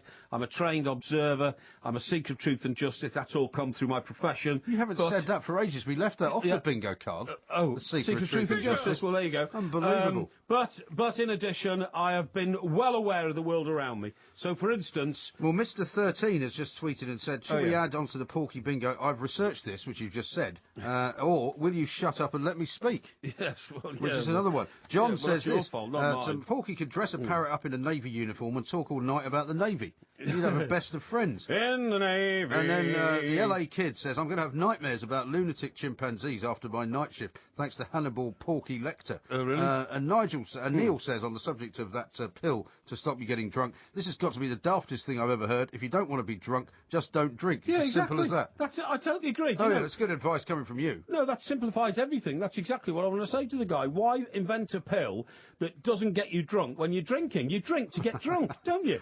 Jerry in Stoke, this is my favourite one of the night. Yeah, go on. He says, Mr. Parry on guns, he's an expert on small arms. Boom, boom. That's a bit hard. That's one of the best ones I've had all day. Brazil started all that, you know that, don't you? The small arms thing, yeah. Oh, well, Brazil is responsible for an awful lot of the bad things it's said about you. No, short arms. It wasn't small arms, it was short arms. And it was all about, and your tube. Yeah, YouTube.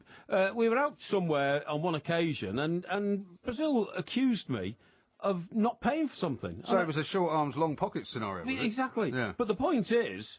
So it wasn't meant to refer to you physically? No, it wasn't, no, but somebody picked up on that. But in all the years I've worked with Al, I can't remember him ever paying one bill. Yeah. I was always picking up the bills, whether it was on behalf of the company. He's one of those guys who's like he's like the Queen, isn't he? He doesn't carry cash. No, he doesn't carry cash at all. So the idea that Al could accuse, anybody of he's like one of those old-fashioned gentlemen who goes to his club once, goes every day, but he only pays the bill at the end of the month.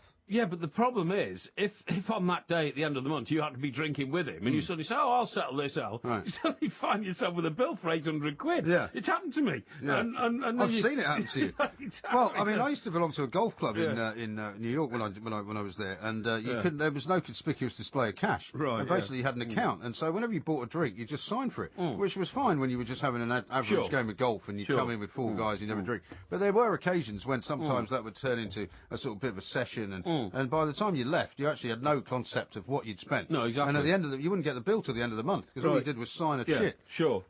Which could be quite frightening. Now, here's a bit of info for you. Right. Tiger's last major win was 2008. It was the US Open in La Jolla, California. There you go. La Jolla, I've never been there. La Jolla, California. La Jolla. It sounds like Hawaii, doesn't it? It does. Aloha, You know, it's La spelt Jolla. it's spelt La Jolla. When I was first working there, in fact, Yeah. I had to try and find a number for somebody in Yeah, La Jolla, yeah. and I rang up the director of inquiries out in California and asked for La Jolla. Oh, right. And the woman was like, "I beg your pardon, sir." Oh, yeah. I thought I was a complete idiot. You give me that name again. La Jolla. Yeah, La Jolla. No, it's La Jolla. Now, I was going to ask you something about Right, the go weather, on. because you were saying that, the weather might have some impact on what happens over the course of the weekend, the thunder and lightning. The thunder and lightning has been going on here now for quite some time. And here's a question for Thunderbolts you. and lightning, very, very frightening. For God's sake. Did you remember to shut your windows before you left the house? No, I didn't actually. Oh, dear. I'm glad you reminded me. No, I didn't. Well, And, you won't be very glad when you get home, because well, unless you had a chimp there to shut them for you, you're going to have a very wet carpet. I'm going to put a call in the next break. Who to? The housekeeper. Well, it's 3:45 in the morning. No, she'll all right. She'll do it for me, honestly. Well, you just ring the housekeeper? Yeah. Well, where is she now? Well, she lives, a few streets away. Well, so you're going to ring her up, wake her up, and make her go round and shut your windows? She'll do it for me. She'll do it for me. This is a honestly. disgrace. No, it's not a disgrace. That is at an all. absolute No, disgrace. it's not a disgrace at all. But she will know she feels pride in the place because she keeps it, right? And That's the shocking. sense that, I literally am shocked by that. No, It's exploitation of the worst No, kind. it's not exploitation I at all. hope you pay her extra for that, do you? No, it's all part of the contract of her being the housekeeper. She's got to look after the Well, house. so she's on 24-hour call. Well, more or It's not less. like she's running a nuclear substation. It's just your flat. She came round tonight and watered my plants for me. Well, why Before did she I shut came the out- windows? Before I came out. Well, because until you started seeing bolts of lightning shooting out of the sky, we didn't know it was going to be a See, thunderstorm. I always shut my window when I leave the house because I know Yeah. if it rains Yeah. that it's all going to come in the house. Well, of course it is. If it rains and the windows are open, it's going to come in. You So worked I that always- one out, so did you? I always Wow, close them. you'd make a good chimp, wouldn't you, Well, eh? you wouldn't, would you? With that sort of logic. Well, you wouldn't because you forgot to. No, I didn't forget to. I just did not anticipate there was going to be any precipitation in the air. I didn't recognise that this word evening, either. Yeah. No, quite right. Coming up, I think we should talk about transfers because Porky Good idea. clearly is having trouble with any words beginning with P. This is TalkSport. Harsh. It's Pen Pose, you plunger. Clowns to the left of me, jokers to the right. Here I am, stuck in the middle with you. Yes, I'm stuck in the middle with you. And I'm wondering what it is I should do. It's so hard to keep the smile from my face. This is TalkSport Extra Time. We are the two mics. Mr. Parry is next to me. He's taken his Panama hat off now, and the shaving cream seems to have settled into your skin a little bit now, so you don't look quite so odd. It moisturises and nourishes it. It doesn't block out, all the good bits that you need for your skin. Remember that if you fill your face full of, Factor 50 or something like that, and your body and all that, you're actually depriving your skin of vitamin D. Because vitamin D comes from sunshine, and if you don't have sunshine and vitamin D, you'll get rickets. Rickets? Yeah. Right. Your Thank you bones- for that. no, your bones We're talking will about bend. transfers Your bones now, will by the way. bend. We're going to talk about Yeah. transfers now, not Yeah. rickets, because Ian Williams is here. He's very kindly offered Excellent. to join us. Because, Good morning, gentlemen. Good morning. He Good can morning. tell us all about the news that's going on in the papers and some of the stuff that might be happening, of course, over the weekend. Ian, and as much as the back pages are all full of Rory McIlroy and the cricket and Van Gaal, the big story, I suppose, is Rio Ferdinand, isn't it? Indeed, yes. I mean, we had Harry Redknapp on Talk Sport just a few hours ago, talking to the sports bar, talking about how he was very pleased to get the deal done, and he thought Rio would be a great example. He wouldn't be drawn on whether he was going to be made captain or not, but the sort of implication seems to be that he might well be. Yeah. That I he always thought think that's a mistake, don't you? When you import Somebody coming in. a big star, a big name, and you immediately make him captain, and that just spreads ill will through the dressing room, I he think. was saying that he's got a great captain in Clint Hill already, and Yeah. it was like... Is I've got to Joey have a Barton chat still with going to be there, by Clint. the way? Is Joey Barton still going to be He's at QPR? still there, yeah. Does he not had a few spats with Rio in the past? Hang on, who was Rio's brother? No, that was a spat with John Terry, Yeah. wasn't it? I'm not aware that it. I mean, No? he's had a spat with a lot I of don't people. remember Joey. anything. No, I think it happens all the time, doesn't it? Yes. Yeah, I suppose so. I think they'll get over it quickly enough, won't Mm, they? But yeah, I mean, he was also talking about, or gave us the bit of an exclusive that he's agreed a fee for Stephen Corker. Mm-hmm. So it looks like that deal is on, and he knows that Stephen Corker wants to play with Rio Ferdinand. That's a big part of the draw. So Right. getting that deal for Rio sorted will help QPR get Stephen Corker in as well. Of Where's course, Corker coming from? Cardiff. Cardiff. Yeah. And then also saying that he didn't think Loic Remy would be sticking around at Queen's Park Rangers for the new season. And he does want to leave. He wants to try and go and play Champions League football. But whether he can make that happen or not, we'll have to wait and see. Did he not also say that the goalkeeper was moving on as well? He suggested that maybe it would be best for everyone concerned if Julio Cesar could find somewhere to go, but it didn't really sound like he'd had any joy with that one yet. Is that because of how much money he makes? Because he makes because that was supposedly one of the reasons he didn't go to Arsenal, wasn't it? They weren't going to pay him enough money. Yeah. Maybe. Yeah. Who knows? Well, what else is going on out there then in Le Papers? No, it's Lukaku. What's his future? Lukaku. Lukaku. He means Romelu Lukaku, yeah. Lukaku. He's going to play for a Swiss club. No, he's not. It's got a bit quiet on that front, isn't it? Lukaku. Get it? The cuckoo, yeah. What an idiot you are. I mean, I'm interested, of course, about whether or not he's going to go back to Everton, you see. Yeah.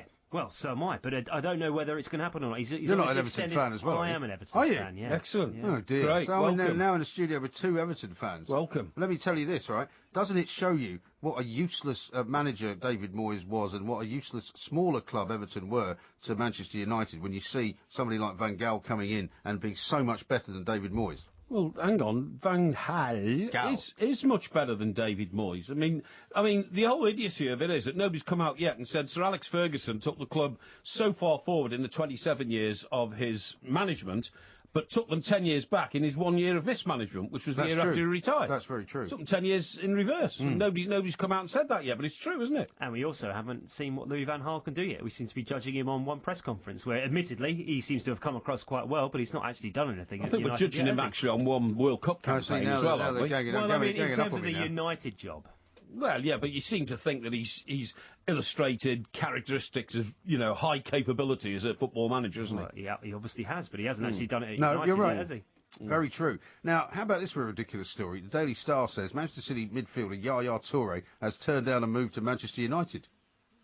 Well, it's not impossible. It's happened so many times before, players going from one club to the other.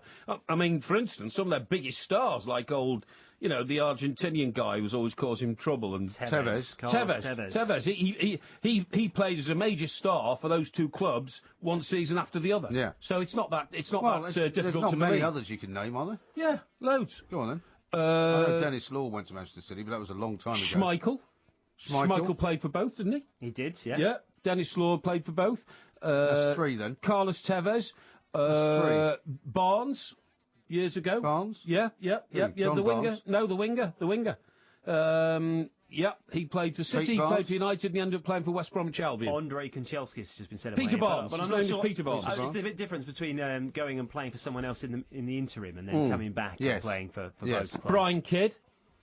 Brian Kidd, one of the most famous names at Manchester United, played in the European Cup winning team of 1968 and went on to play for Manchester City. So stick that in your pipe and smoke it. So that's six you've come up with then? Well, that's more than none. That's more than none. If I said to you, I've got loads of money to give you, Yeah. I gave you £6, you'd be a bit disappointed, wouldn't you? Oh, it's all relevant, you fool. Relative is the word If you're it was looking for. millions, you give me 6 million, that'd be a lot. That would be a lot. And we talk about footballers Here's more in one. millions than we do in Well, quids. here's somebody else who's going to Manchester City, according to the Daily Mail, Ross Barkley. That'll cheer you up. No, that's a ridiculous story. Is it? And I tell you why. Because the last great Everton youngster who went to Manchester City, Jack Rodwell, is now coming back. He'll Probably come back again, yeah. Exactly. He's going back to Everton. Well, he might do. You told me you didn't want him back. Well, I'm not sure we do, but on favourable terms. Do you want him back, Ian? On favourable terms, we could get him back. Yeah, I think he's. If he can get over his injury problems, Yeah, he has exactly. got a lot of unfulfilled potential. Yeah, I totally agree. Haven't we all? Well, no, your potential is at its maximum. You haven't got any potential left. What you see is what you get. Never has the expression been more true than when looking at you. I don't object to that. Yeah. Looking at you isn't that pleasant, mate. So what you'd see is what you get is sometimes not the most endearing of experiences. I imagine when you take those tinted glasses off, nothing's very pleasant to look at. Brendan Rodgers wants to keep on spending, even though Liverpool's summer transfer outlay looks set to exceed It's going to go over £100 million. £100 million quid. That's a lot of money, though. Yeah, but hang on, the last club that spent £100 million in a summer rash of signings after losing their best player for a huge sum of money failed the following season. Indeed, they Talking about Spurs, of course. Yeah, of course. Yeah. And a lot of people have said that Brendan Rodgers will manage all that better, though. Why? Because he's a better manager than AVB. Well, I totally agree with that. And he's got a handle on how to run the club and how to keep the players sort of all fresh, whereas AVB seemed to kind of somehow isolate players and upset players. And, But Ian, he is losing the plot a little bit, isn't he? Because he has actually said in some of the headlines that you're looking at now tonight, we're better off without Lewis. Yeah, well, he's got to say that, hasn't he? Well, It's that's what PR, I'm saying. basically. Exactly. But what I'm saying is he's now detached from reality. He's now playing to the gallery instead of playing to reality. The gallery being Liverpool fans who are, Well, in May, did he not hurt say to have lost at the, Suarez at the PFA dinner? Did he not say that his life had been changed for the better because of Luis Suarez? Yeah, exactly. Yeah. Change their minds by the minute. They're always saying rubbish like this, though, aren't they? Let's be honest. Can I just throw this one in? Yeah, go on. Just because I like this guy's nickname, which I didn't know. Christian Rodriguez, you may have seen him play for Uruguay at the World Cup. Christian Rodriguez, yes. Atletico Madrid winger/midfielder. Apparently Sunderland have made an inquiry, and it turns out that his nickname is The Onion, because he reduces opponents to tears. Is that right? That must be a sort of South American thing, right? Presumably. Or maybe a Spanish thing. The Onion. It's not something we'd come up with in England, is it? No, probably not. You wouldn't say... It's a bit like Chicharito, isn't it? Yeah, it is, little P. A great big onion. Well, I don't want you to sing anymore. Who sang that? Huh? Who sang that? It's a Motown song, isn't it? Yeah, it was. Yeah. Tammy Terrell. Any other sort of footballers from the Americas named after vegetables, do you think? There might be. I don't know. There might be. I don't know. I don't know the names. Is there a potato out there somewhere? I don't know the names of very many vegetables, to be honest, because I don't eat them, do you? No, I don't. No, I just eat potatoes and peas and carrots. That's about it. Well, thanks for that insight. Here's another one from the Daily Star. Former Manchester City striker Mario Balotelli has dropped a huge hint that he wants to join Arsenal by being photographed in front of the Gunners logo. Yeah, that's quite subtle, isn't it? That is rather a large hint, isn't it? That is a large hint. They don't want him now, though, do It's they? like when you see footballers with shirts on before they've actually left one club to join another. I mean, one, would you isn't it? have him at your club? Would you have Balotelli at your club? I wouldn't have him for a... He's got the same club as you. Why do you mean your club? That's what I mean. Have you forgotten he's an Everton fan already? No, I wouldn't have him if he, if we got him for free and he only wanted 10 grand a week. You got mad? Why not? Balotelli's a great because he's the most disruptive influence on any club. Not at all. He is. He's no, terribly disruptive. He's not disruptive at AC Milan. He wasn't disruptive for Italy. He was certainly only disruptive when Roberto Mancini was in charge. No, he of was Manchester very City. disruptive in Italy. He was very disruptive. When? In During the Italy. World Cup? No. Before he came to City and after leaving City, he's been disruptive at his clubs. But what I'm saying, since he went back to AC Milan, he hasn't been. Well, I think he has been. Well, you may think that. But Well, I know anyway, that. Ian's here to tell us about transfers. So you want to squeeze a couple more in before Daily the end? Express is now saying, well, Balotelli might be going to Arsenal. They're saying that the deal for Khedira is off. They've decided. Done. It's off. It's not Does that mean not Chelsea are happening going to anymore. nick him then? Let's have a little look. Because that was the word, wasn't it, yesterday? Well, it says freeing the way for Chelsea to pounce in a real tabloid journalistic phrase. I thought that was What's very wrong with interesting. that? We like tabloid journalistic phrases, We do. don't we? We do indeed. Everyone loves a tabloid journalistic phrase. Exactly. We used to write them. Exactly, yeah. Did you like pounce? Was that a favourite?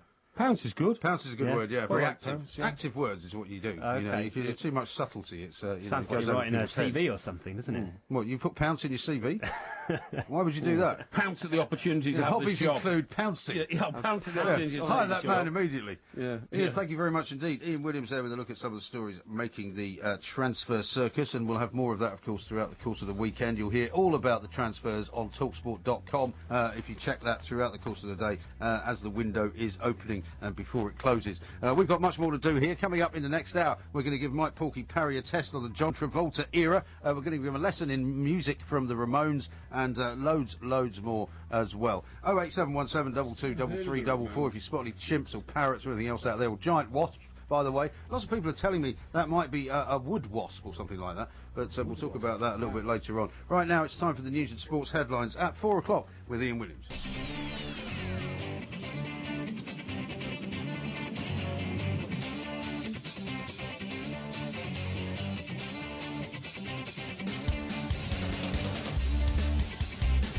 Good morning, I'm Mike Graham and he's Mike Parry. You're listening to Extra Time. The two mics are keeping you entertained throughout the night. It was a very busy day on Talk Sport once again. Rory McIlroy leads the Open at Hoylake. Louis van Gaal took his first press conference as Manchester United Supremo. And Harry Redknapp's QPR signed Rio Ferdinand. The Super Hoops boss believes Louis van Gaal won't lead his new club to instant Premier League glory. I wouldn't see him winning it next year. No, I don't. Unless he suddenly pulls 3 or 4 fantastic players out the hat, you know. I wouldn't see him being as strong as Chelsea, Man City. I think Arsenal, have made a great signing. I think they could get a lot closer again next year. They could be right there.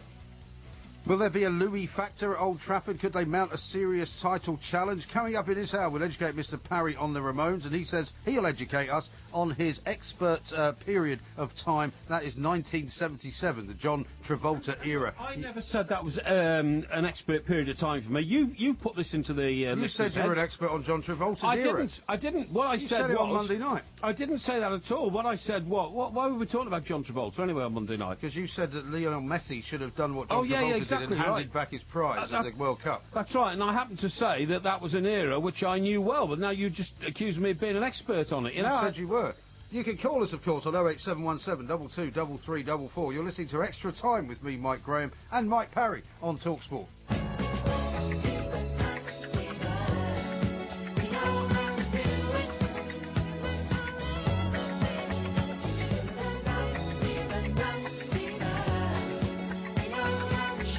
It's a great song, isn't it?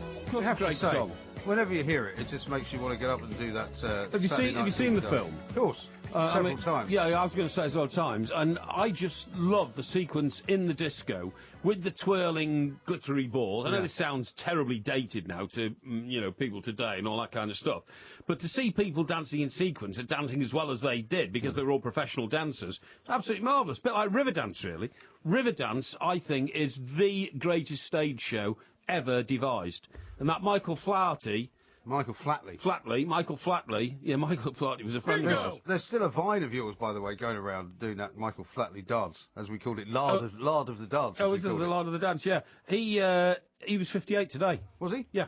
Many happy returns. Yeah, many happy returns to Michael Flatley. Excellent. Now, I'm glad you said that you liked the sequence in the film, because we've got a couple of questions for you. What you said was, because you were an expert on the John Travolta era... I didn't say that, but I'm happy to prove my knowledge of the decades and the eras in which I grew up. Right. Unlike you, who never took anything in during the whole of your life, I did absorb knowledge. OK, well, let's go for the first question then. Let's do that. Not all these questions are about Saturday Night Fever, but a couple of them are. They have been, as ever, compiled by independent quiz masters, OK? Oh, yeah. So you can't blame me if you don't like the questions. Number one, what is the name of the central character in Saturday Night Fever? And I'll give you a clue. It was played by John Travolta. Oh, okay? really? Was it? What was his name? Was it Tony Manero, Timmy Muldoon, Timothy Mangano, or Ted Moriarty? Tony Manero. Very good. 1 out of 1. Oh, brilliant! This is drama in the extreme. Because the first explain it. The first lines of the songs on Night Fever, Night Fever.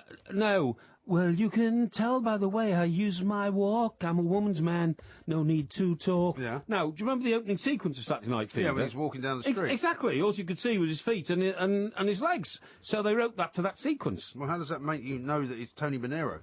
Because I tell you what, he worked in hang on, that's the next question. Oh, okay. When he wasn't tearing up the disco dance floor, what did Tony Manero do for a living? A, did he work in a pizza parlour? B, did he work at a nightclub? C, did he work at a restaurant? Or D, did he work at a hardware store? He worked in a DIY shop, which is a hardware store. Correct. And the critical moment of the film was when halfway through it, the guy who ran the hardware store put his arm around his shoulders and say, "Hey, Tony." This is why I know his name was Tony. "Hey, Tony, look at these guys. There's Billy, and there's Ted, and there's Jeff.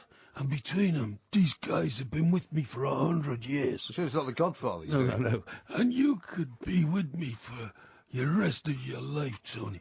You just got to have a career with me." You really do know this film, don't you? And Tony, of course, looks at them in horror and thinks, these old imbeciles who've never done anything in their lives. They don't go dancing at weekends like me. Well, I'm very glad that we didn't make the whole the quiz about this film, because you to get them all right. But question number 3 is still about the film. What was the original working title of the film, Saturday Night Fever? Was it A, Saturday Night? Was it B, Night Fever? Was it C, Disco Odyssey? Or D, You Should Be Dancing? At a guess, I'd say You Should Be Dancing. No, wrong. What was it? It was Night Fever. Night Fever, Night Fever. OK, number 4. Now, this is outside of the Saturday Night Fever area now. That's a ridiculous question anyway. because you got it wrong? No, because... Why is it ridiculous? Because it was called Saturday Night Fever, so... Well, it had a working title of Night Fever. It didn't have a working title. No, it didn't. OK, so it could have had half a dozen working titles. It could have had, but but I'm not accepting that as a question. I'm sorry. Question number 4. Yeah. The actors Alec Guinness and Peter Cushing, staying with Hollywood here, here were both in which film of the same year? Hang on, what's the names? Alec Guinness and Peter Cushing. They were both in a very big film that was also released in that same year. What, the same film? They were in the same film, yes. Right, they're in the same film. What year was it? 1977. 1977. Peter Cushing, now he played... The whole quiz is about 1977, you blogger. Hang on. He used to play, like, evil people. Peter Cushing. Yeah, no, he did. He did, yeah. He played Dracula, didn't he? Dracula, that's right. Yeah. And Frankenstein and all that kind of stuff. It's not Dracula. Or Frankenstein. Dracula, Frankenstein. Hang on. And Alec Guinness... Now, he either played like a bumbling English gent in things like The Lady Killers, you know, or he would play an army hero in Bridge Over the River Kwai. Yeah, no, it's not that either. Wrong on I didn't so say many it was. levels. I didn't say it was. All right, what's your answer then? Right, my answer... Well, you haven't got that much time. Hang on. Let me just put my thinking cap on. So, 1977... Peter Cushing, Alec Guinness, big film, yeah? You'll never get this. Big film. No, shut up, wait a minute. So it wasn't a Bridge Over the River Kwai? No, you've already said right, that. well, in that case, I reckon it could have been, oh, excuse me, I've got a coughing fit. I don't think you're going to get this one. Well, go on then. Star Wars. Oh, Star Wars. Peter Cushing wasn't in Star Wars, you he idiot. was. No, he wasn't. He was. Alec Guinness was the old Jedi master and all Peter Cushing that. was part of the Empire's force. I didn't know that. All right, number 5. This one has actually slipped in by mistake. Right. Because it's not about 1977. Who won the First Division in 1986-87? Everton. Correct. Oh, wow. Congratulations, pal. You got the right answer. Thank you But you're very still much a numpty. indeed. Who was Everton's manager in 1987? Howard Kendall. Correct. I don't know how these got in here, No, especially neither about do I. 1977. That's like me asking you about kebabs. I think somebody felt sorry for you and thought, well, at least you'll get these two right. Rubbish. Because so far you've got 2 wrong out of 6, so that's not bad for you. Yeah. Who won the Best Picture Award at the 1977 Academy Awards? 1977. There's a lot of great films that year. Oh, it must have been a Godfather one. No. What was it then? It was Rocky. Rocky. I didn't know Rocky won an award, his first one. I thought the first one was dismissed as rather, poor. Well, and... the first one was the best one. Yeah, but that wasn't. It wasn't universally greeted. That's It won the Best Picture Award, so I think it was universally greeted as a great picture. Well, it wasn't amongst the people I talked to. Oh, well, maybe none of the people you talked to are on the Oscar committee. Don't worry about it. Yeah. Number 8. Which organisation Yeah. which attempts to free political and religious prisoners won the Nobel Peace Prize in this year? Hang on. What? Sorry. What? Which organisation which Yeah. attempts to free political and religious prisoners won the Nobel Peace Prize? Must in be this year? Amnesty. Amnesty International, There correct. you go. See? Yeah. Number I 9. thought they just released people who'd been jailed. Prisoners of conscience, they call it. Well, I thought it was just people who had been falsely imprisoned, people who'd been stitched up by the cops in Moscow and all that kind of Yeah, stuff. well, political and religious prisoners. Yeah, but that's Prisoners of conscience. No, I think they're just. I thought They they don't just. free villains. No, I thought they just, what happened, what used to happen when you go to Moscow, you land at Moscow airport and then you got into a hotel, then a hooker comes and sits at the bar with you, she slips a Mickey Finn in your drink, and then you're pictured naked Next thing with you wake her. up in a gulag. Yeah, that's right, and you wake up in a gulag, yeah. No, they wouldn't release you. I don't think Yeah. Amnesty will get involved in that. Okay. Number 9. Which European country had its first democratic election for 41 years? In what year? In 77? This is about 1977. The whole quiz is 77. I would say that would be... Viva España! Correct, Spain. Very good. Brilliant! This is drama in the extreme. These are too easy, these questions. Number 10. Where were the boat people of 1977 fleeing from? They were fleeing from Cambodia. No, not quite correct. You're in the right area. Vietnam. South Vietnam, I'll give you that. Yeah, okay. Number 11. What was the name of the cut price flying service launched by Freddie Laker? Skytrain. Correct. Oh, brilliant! I'm This amazed is you can remember drama all in the this stuff. extreme. Yeah. This is going far too well for you. Number 12. From what New York bridge did Bobby C climb and eventually fall to his death in Saturday Night Fever? It's another Saturday Night Fever question. One. Yeah, I remember it. Was it George Washington? It was not. Okay, in that case, it must have been... I can give you 4 choices if you want. Go on then. Yeah, well, you didn't tell me that, did you? Well, you didn't. You jumped the gun. No, and by the way, the other one I got wrong, you didn't give me any choices there either. What are the film of the year? What were the choices for film of the year? There was only one. The winner. I didn't compose the quiz, okay? Were there 4 choices for film of the year? No, there were not. There was only one. Right, it's the 4 choices now. There are. Right, I want George Washington Bridge.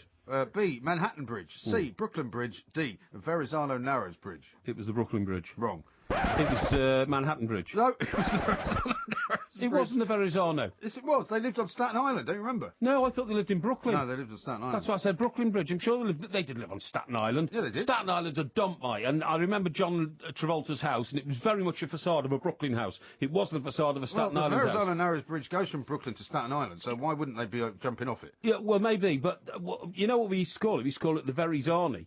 Very zany, because that's how you can remember it, the Verrazano, okay? No, I used to call it the Verrazano. And do you know what? Remember George Gordon, our pal from the Daily Mail? Yeah. George and I were stranded in Manhattan one night because the weather was so bad, the wind got up. The Verrazano Bridge was moving 2 feet either way, and they had to close it. So George couldn't get out. Why we never used to go home that way, did he? No, but the point is... why was he stranded? Because... Why did he go in the tunnel? No, they were flooded. And the point is that the weather was seen to be so extreme... That was what he told his wife. No, the weather was... Can't get out of the bar.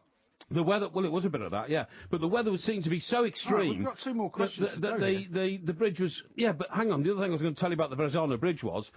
time. How about this? You wake up at 5:30 one morning, you come out of your bedroom, you stand there, look into the distance, you see the Verrazano Bridge passing over the top of you. Where was I? You were on the QE2. Exactly. Well done. Yeah, thanks very See, much. that's my question to you. to That you. was a great story, that. Yeah. Number 13. Yeah. Name the Prime Minister of Pakistan who was overthrown by a military coup and executed. Oh, was this 1977? Yes. Yes, all right. Well, that was... yeah, okay. yeah. Well, not got the theme of the quiz yet. That was my good friend, what's her name, as father. Correct. Okay. Yeah. Have you got a name? Well, she got shot, unfortunately, by her own bodyguards. She did. And I've still got a Christmas card from her, by the way. Benazir. Benazir Bhutto. And what was the father's name? Well, his name was Bhutto. Yes, true. Yeah. Can you remember his first name? His name was... Enzir Bhutto. No, Zulfikar al-Bhutto. That's it, yeah. I'll give you a point for that. Yeah. All right, name the Israeli Prime Minister who resigned after it was found that his wife had illegal US bank accounts. Menachem Begin? No, Yitzhak Rabin. And then finally, that was close. I think you've done very well here. You've only got 1, 2, 3, 4 wrong out of 14. Which former British Prime Minister died aged 79 in this year? Former Prime Minister in 1970. It wasn't Churchill. He died in 1963. Correct. It wasn't him. So who came after Churchill? It must have been somebody like Sir Alec Douglas-Hume. No. Or no, I know who it is now. You should think of the Suez Crisis. Yes, exactly. I'll have to hurry you. And it wasn't Anthony Eden. Yes, it was. Anthony Eden. You got that wrong. Anthony Eden. It was Anthony Anthony Eden. Him. Well, were you going to give me 4? It wasn't him. Were you going to give me 4 choices? There aren't 4 choices. Right. Well, you see, you compose these questions and I answers. didn't compose them. It was Anthony Eden. I I put told that you. down as wrong. 1, 2. So you got 10 out of 15. No, I Very got good. the last one right. I said Anthony Eden. No, you said it wasn't. I was him. thinking aloud. I was only thinking You weren't aloud. thinking at all. I was thinking Don't aloud. try and me that malarkey. He is Mike Parry. I'm Mike Graham. Loads more coming next.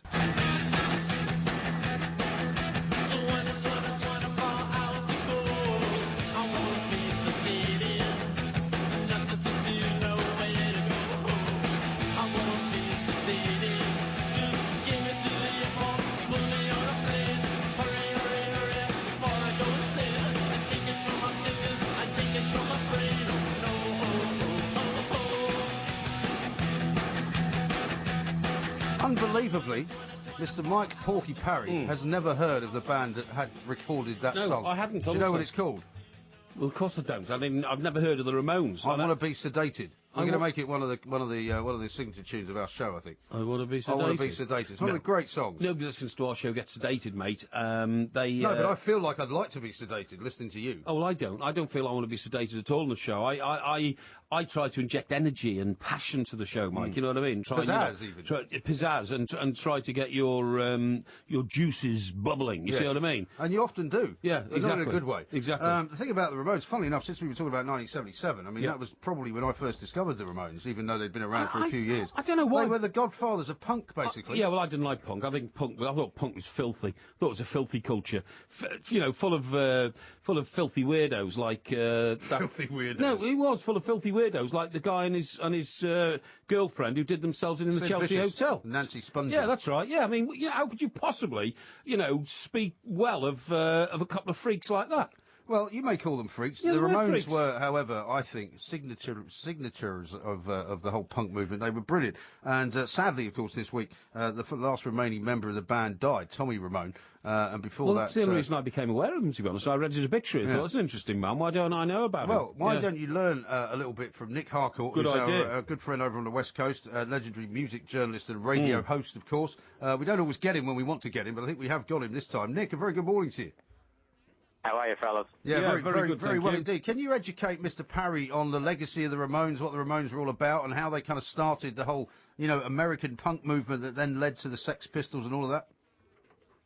I was just enjoying hearing you guys talking about it, to be honest with you. It's funny, isn't it? It's, 1977. How long ago is that? 30 years or something? Yeah. 37, roughly, time I'd ago. say. Yeah, 37 years. Golly, that's a long time ago, isn't it? I mean, did they really create the birth of the punk movement, Nick, or did the punk movement just happen by accident? Well, the punk movement really grew out of New York City. A lot of people in the UK don't want to really admit that, but that's where it started. And Malcolm McLaren was the genius who brought it over to the UK, brought it over to Britain, and, of course, started up the Sex Pistols, which a lot of people forget was a band that was pretty much put together by Malcolm McLaren. But back at CBGB's in 1974, 75, bands like the New York Dolls. The New York Dolls were really fantastic. I suppose you haven't heard of them either. No, I haven't, no. No. No. I mean, I never got... Go on, Nick. Go on, please. I was going to say, they were really the band that started it. And it's kind of funny to think about that it really came out of glam. I mean, punk originally came out of glam. And the New York Dolls were the band that started it all up. And then CBGB's birthed a whole bunch of bands, including Talking Heads, of course, Television. And the Ramones were one of those bands. I think when I saw this news last week, I was just astounded that they were all dead. Yeah. I mean, right. They're all gone, and when you look at the photos and when you look at the listen to the music, the energy to me is just as present as it ever was. And if you talk about people like Sid Vicious, I mean, he was just a guy who was in the right place at the right time, and somebody handed him a bass guitar, but he was kind of a mess. And what he did and what ended up happening to a couple of those guys, some of the punkers at the time, is really sad. But bands like the Ramones, some of those songs they're classics in my book. Oh, absolutely. And to me, the Sex Pistols were kind of pantomime punk, really. And what you're talking about, I actually went to CBGB's in the kind of in the sort of early part of the 80s, I guess. I don't suppose you ever went there. It was down on the Bowery. You ever went there when you were in New York? No. I don't know what CBGB's So what are you doing in New York City in the early 80s? You didn't go to CBGB's. Why wouldn't you go there? Well, I had other things to do. I'm more cultured than you are. Nick, if punk was so appreciated and artistic as you sort of have intimated to us, why was it such a brief, fleeting moment in the history of music? Well, it wasn't really. I mean, you can look at that's a straight answer. Well, to me it was. You can look at those bands in that moment, but you can track the music through to bands that are making music today. There's a lot of great bands coming out of the States, a lot of great bands coming out of the UK and Ireland, who are very much coming to the music with that style. And that music wasn't that new then, to be honest with you. It was just the attitude that was different, I think. A lot of those bands grew up listening to people like The Who. I mean, you want to talk about a punk band. When The Who started off, I mean, I know we think of them as mods, but they were pretty messy. They couldn't play their instruments at the beginning, and they had plenty of attitude. So this is something that's been a tradition in rock and roll, really. Yeah, no, I agree with that. And you go around smashing guitars and all that. You often kind of thought, well, this is just really to fill in the vacuum where the talent should be. Was that true of the punk era as well? Was part of the whole appeal of it the performance rather than the content?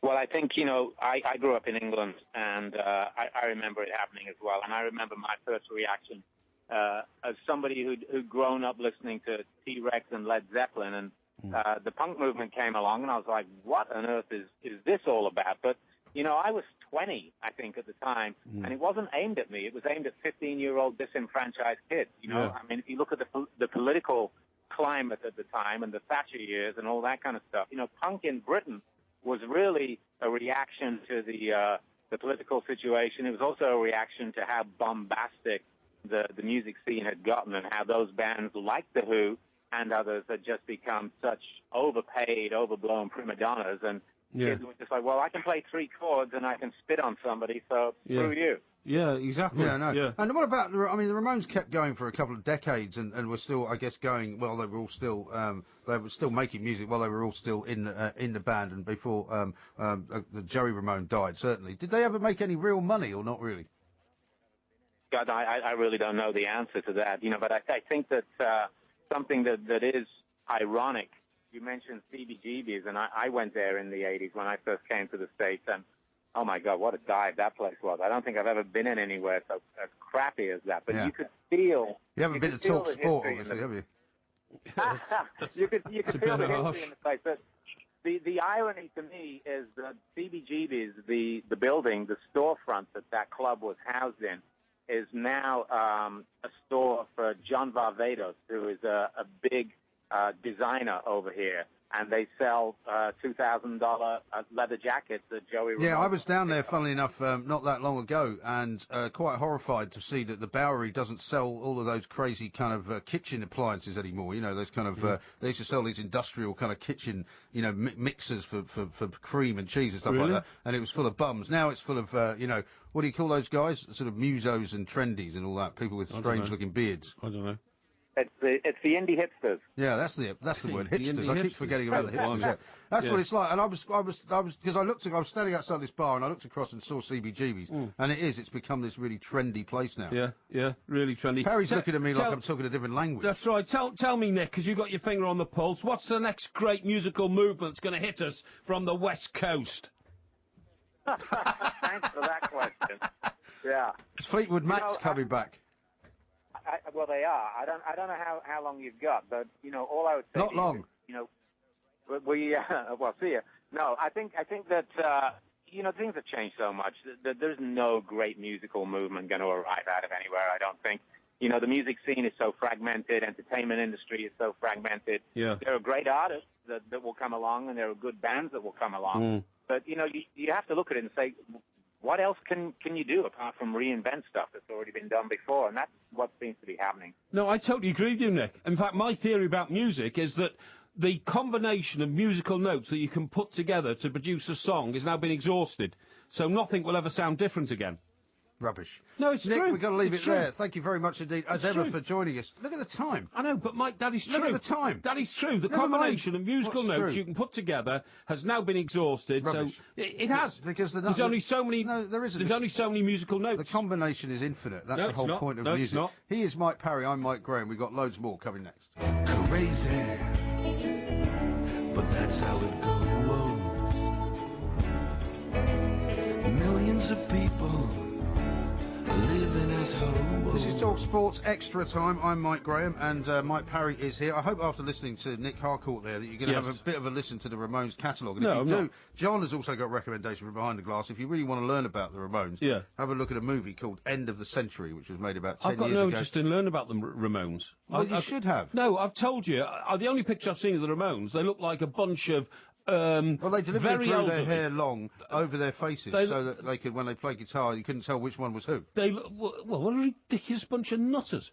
Drove their hair over their faces, so you couldn't tell who they speak were. ill of the dead. But I'm telling you something. The last picture I saw, or the only picture I've seen of them, because that Tommy Lamone, what's his name? Lamone. Sorry, what's his Tommy name? Ramone. Tommy Ramone died, and there's a picture of him in the group, and they look like a bunch of 65-year-olds dressed up in leather jackets and jeans. Well, they probably were by that Yeah, stage. well, that's what I mean. Well, why would I want to research the history of a group of freaks like that? Well, how old do you think the Rolling Stones are? Well, yeah, but When? I mean, yeah, but I know about the Rolling Stones because I grew up with them. I didn't grow up with the Ramones. The Ramones were a group put together to react to a particular culture called Not punk. true. No, Whereas not the true. Stones No, created the culture. The whole point was that they created the punk culture. That's what he was telling you. Well, the New York Dolls and the Ramones, they created punk. I'm not sure about that, mate. And well, I'm telling you they I'm did. not Now, you'll be delighted to know that we've got a weather forecaster on. Excellent. From Exeter down in Devon, from the Met office, would you believe? Yeah. Because obviously the cricket and the Open are very much succumbing to what the Certainly. weather is going to be like over the course of the weekend. So let's say hello to Kirk Waite. Kirk, a very good morning. Good morning to you. Hope we didn't keep you waiting too long. No, not at all. Excellent. So we've been watching thunder and lightning all morning here in London. Lots and lots of sheet lightning, quite a lot of thunder. Not that much rain, funnily enough, but obviously we've got the Lord's Test coming up later on this morning, the second day. And more importantly, we've got the Open up at Hoylake. What can you tell us about how they both are going to be affected by the elements? Well, if we start by looking at the Open, I mean, at the moment we do have some other thunderstorms, which, I mean, not the ones that you've seen down there, of course, in London at the moment, but they are currently heading up sort of through Wales and the western parts of England. They could well bring some risk of some showers through the morning to Hoylake. So that'll be quite welcome, I would imagine, for some of the guys who didn't like the speed of the course yesterday. Well, perhaps, but I mean, it is obviously going to make for some rather difficult conditions early on, with some rather gusty winds as well going to be around. So, also normally if there is thunder and lightning, they normally suspend the golf, don't they? Well, yes. Is there a pretty good risk of that then? I would say that there is quite a good risk at first anyway. I mean, that should clear away, and then it will turn quite dry, sunny and quite hot through the rest of the day. But it's just be that first period that there will be that risk. It's so important to the golf because you can ruin the course if you get the weather forecast wrong, Kirk, in the sense that they've got to know how much of it to water, haven't they? If the water burns off too quick and the course cracks, you've ruined the competition.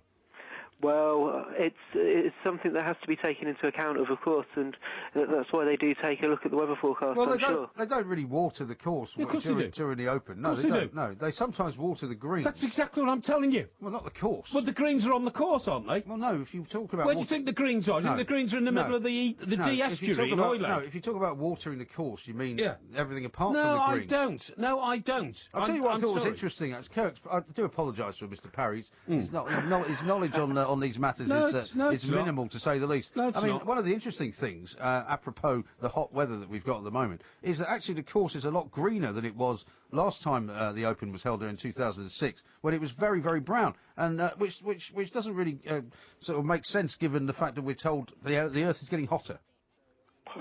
Well, I mean, we have had some very wet conditions, and I mean, what you're talking about there is a very much a difference between, you know, the weather an individual place experiences and global climate stuff. So, I mean, it does make sense, but it's quite a long discussion to get into at this stage, I would say. Well, we got time. No. But Kirk, the thing about Hoylake is, because of where it is at the end of the Wirral, it has a different climatic nature because of the presence of the Pennines, the Pennine Mountains, the backbone of England. Is that not right? No. Every place has their own That's what I mean. Sort of topology. That's what I mean. But it gets more rain. It gets more rain because what happens is the old pressure. Excuse me, he's the expert on the weather. I know. I'm trying to tell you. The pressure sort of circulates around those Pennines, and that's why there's so much rain in Manchester all the time. Manchester's not very far from Hoylake, therefore there's a spill-on effect. Well, it would actually be probably be quite interesting to realise that Manchester doesn't receive as much rain as people think. It's not one of the wettest sort of places in the country. Really? Mainly because when we get our westerly winds that come across, and a lot of the rain can actually be taken out by the Welsh mountains. So Manchester. Wales is a very wet place, isn't it? Oh yes, definitely. So what's the wettest place in England then, Kirk? Wales. Is it? Well, it's not in England, is it? So... No, exactly. So, listen, Kirk, he's not taking this at all seriously. No, I am, Kirk. Look, I'd like to find out just whether or not the Open and the cricket are likely to be disrupted this morning. I want to live in a wet city, Kirk. If I wanted to live in a wet city in England, which would be the best one? Cardiff. Oof. I wouldn't know off the top of my head, I'm afraid. That would be something I'd have to go away and research. Okay. Anyway, listen, let me just get some basic information. Okay, Kirk. So, more than likely, the test might be delayed perhaps this morning because of the rain and very possibly the Open as well. Well, there could very well be some sort of thundery shower early in the morning, but as you said, with the stuff that you got, there wasn't actually that much rain with it. No. That's because, I mean, it's falling out of clouds that are really, really high up in the sky. So, and what about this summer storm we've heard so much about? Is that still coming on Saturday? Well, we do have some heavy rain coming in on Saturday. Exactly where and when that's where it's gonna hit is still a bit open to question. Yeah. I mean, but we are expecting it to push in. Really, it would start pushing into the very far south. I would say over sort of around dusk tomorrow. Or Okay. tonight, in fact. Oh, tonight, yeah, Friday night, yeah. Interesting. It could have a big effect on the weekend. Kirk, I really appreciate your time. Thank you very much. Kirk. Apologies once again for the interruptions of Mr. Parry. You know, he's the expert on the weather, right? Yeah. You're interrupting him with all of this nonsense, which No, turns out not to be true. No. Right? Mike, And I mean, but the most amazing thing, whenever I talk to him from the Met Office, they can't actually predict anything. No. They don't know what's going to happen. Well, this might happen and that might Yeah. happen. I'll go as well. I might as well listen to you talking about it. Well, the thing is, Mike, you say I interrupt and all that, but I'm only trying to help the guy with my local knowledge. I was born and brought up at the base of the Wirral. It's called Chester, okay, Yeah. on the North Wales border. Yeah. We used You to and your spend... mate Chester Cathedral. That's right, absolutely. And we used to spend our time, up the Wirral there, at Heswell, Parkgate, Hoylake. Could you see the Pennines from there then? No, of course you can't see the talking about the Pennines. Pennines for? Well, because You said it was the Pennines that made it so wet, and then he said it's actually not that wet there.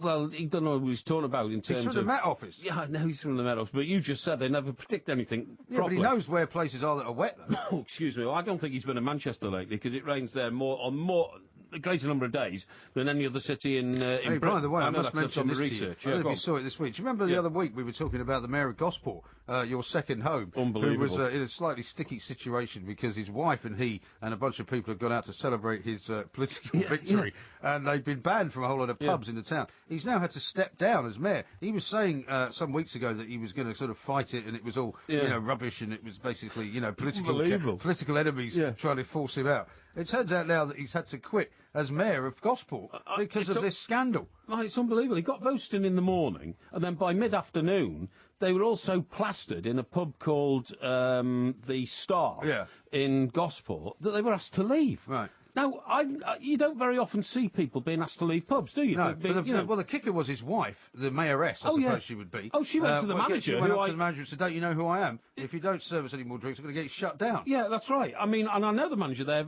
very early on. It's a very good pub. It's a Wetherspoons pub. You haven't been banned from there, have you? Of course I haven't been banned from there. It's a Wetherspoons pub. They sell one beer at £1.99 a pint, right? So it's a very reasonable place. No, it's cheap. You've never taken me there. Yeah, well, I wouldn't. Their food has won awards because they do the best breakfast apparently of all the pubs in Portsmouth and Gosport and all that. Oh yeah. And then they were thrown out of there after you quite rightly. It's not. I don't think it's the mayor's wife. I think it's the mayor's partner in life. Okay. She gave it the old, real. Don't you know who I am? I'll have this place closed down because they were so rowdy and they'd just been elected to the top position in civic life, but they were so loud they were throwing out one of their own pubs on their own territory. They go literally, I'd say 20 or 25 yards down the road to another one called the Nelson, which has just been refurbished. They're not allowed in there because word had already got to the Nelson that they were so outrageous in the previous pub. And she gave it to the manager of the Nelson, don't you know who I am, I'm going to close you down. and by this time, she'd been Lady Mayoress for all of about 4 hours. Yeah. Well, apparently he managed to cling on to office for 40 days, right? Yeah. He's blaming social media for his damaged public persona. And he also said, when he quit, he said, "My decision is not based on any admission of wrongdoing. It is based on the now damaging public perception of me vigorously generated by certain members of our community." And the only other picture of him, apart from the one of him wearing the mayoral dress, is bouncing on a bouncy castle as one of his duties while he was in office. He sounds like a hoot, this guy. Unbelievable, yeah. He'll get another job somewhere. I'd love to know what the history of the Lady Mayoress is all about. Yeah. To go around getting being accused of being plastered in pubs and then threatening to close them down. Well, it's a classic, isn't it? It's brilliant. Absolute classic. Absolutely brilliant. Coming up next on Talk Sport, we're going to find out why China as a country is apparently moving away from Chinese food and more towards pizza. That's what Porky reckons anyway. Yeah, and we'll find out what's wrong with your phone as well. This is Talk Sport.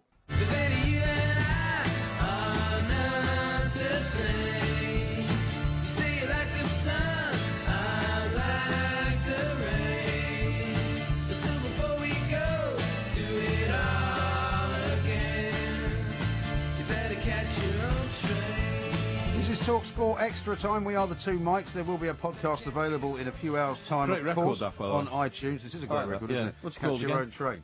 Catch Your Own Train, yeah. Who sings that? It's Silver somebody or other. Silver Seas, I think. Silver Seas. It's, well, it came from. I first heard it watching Breaking Bad, which is one of the great TV shows that I don't think you've ever seen, have you? No. Breaking Bad. You got to see it. Is it good? It's a brilliant series. Yeah. What is it? It's a series, a drama series. No, what's it about? It's about a guy who develops cancer. Oh, yeah. And he's a school teacher, basically. Oh. And he finds out that he's going to die, and he realises that the cancer is not... He lives in America, in Arizona, New Mexico, around there, and he realises that he's going to bankrupt his entire family because the treatment is going to cost so much money. Right. That he decides, basically, to become a drug dealer in order to make ends meet and to make a fortune to leave behind for his family. Blimey. And he starts making this stuff called crystal meth. Yeah. And it's just a fabulous series. If you haven't ever watched great TV, I'll have to get the box then set. you should get the box set and watch it. Meanwhile, back in the real world, Yes. because this is reality, you were asking what the wettest part of Britain is, and I didn't John... actually. That's what the wettest place in England was. All right, well, what is the wettest place in England? Because John has now given it to you on a piece of paper. We found out it's Seathwaite in Borrowdale. All right, where's that? Near Keswick? Yes, near Keswick in the Lake District. Beautiful Lake District. Do you go there much, Mike? I have been there, but I don't go there a lot. It's a long way from here. Yeah. Funnily enough, I used to go there more when I lived in Glasgow. Oh, which is yeah, much of course. closer. Yeah, just straight down. Well, when we were... Oh, there's a Centre Parks near there. When brought up in Chester, we just shoot up the M6 to the lakes, and it was fantastic. I love that bit of the M6 where you drive through the there's a sort of hills. meandering hills. Yeah, That's right. Yeah, beautiful. Yeah. And it's usually deserted. There's no traffic on No. it. You know, it's very. There's quite a few wind farms up there as well. Yeah, I know. Just scar the countryside. And I stayed on. It's a disgrace. I feel like blowing some of them up. I stayed at Lake Windermere in a nice hotel once. Right. Which Okay. was very pleasant. I stayed in the Swiss Ladora, which is a great traditional hotel up in the lakes. When I was chasing somebody once about something, don't know what it was. Right. Yeah. Seathwaite in Borrowdale is famous the wettest place in England, mostly due to its position at the head of the Borrowdale Valley near Keswick. Our mate in America, Peter. Yeah, Myers of Keswick. Myers of Keswick. He calls his butcher's shop in Lower Manhattan.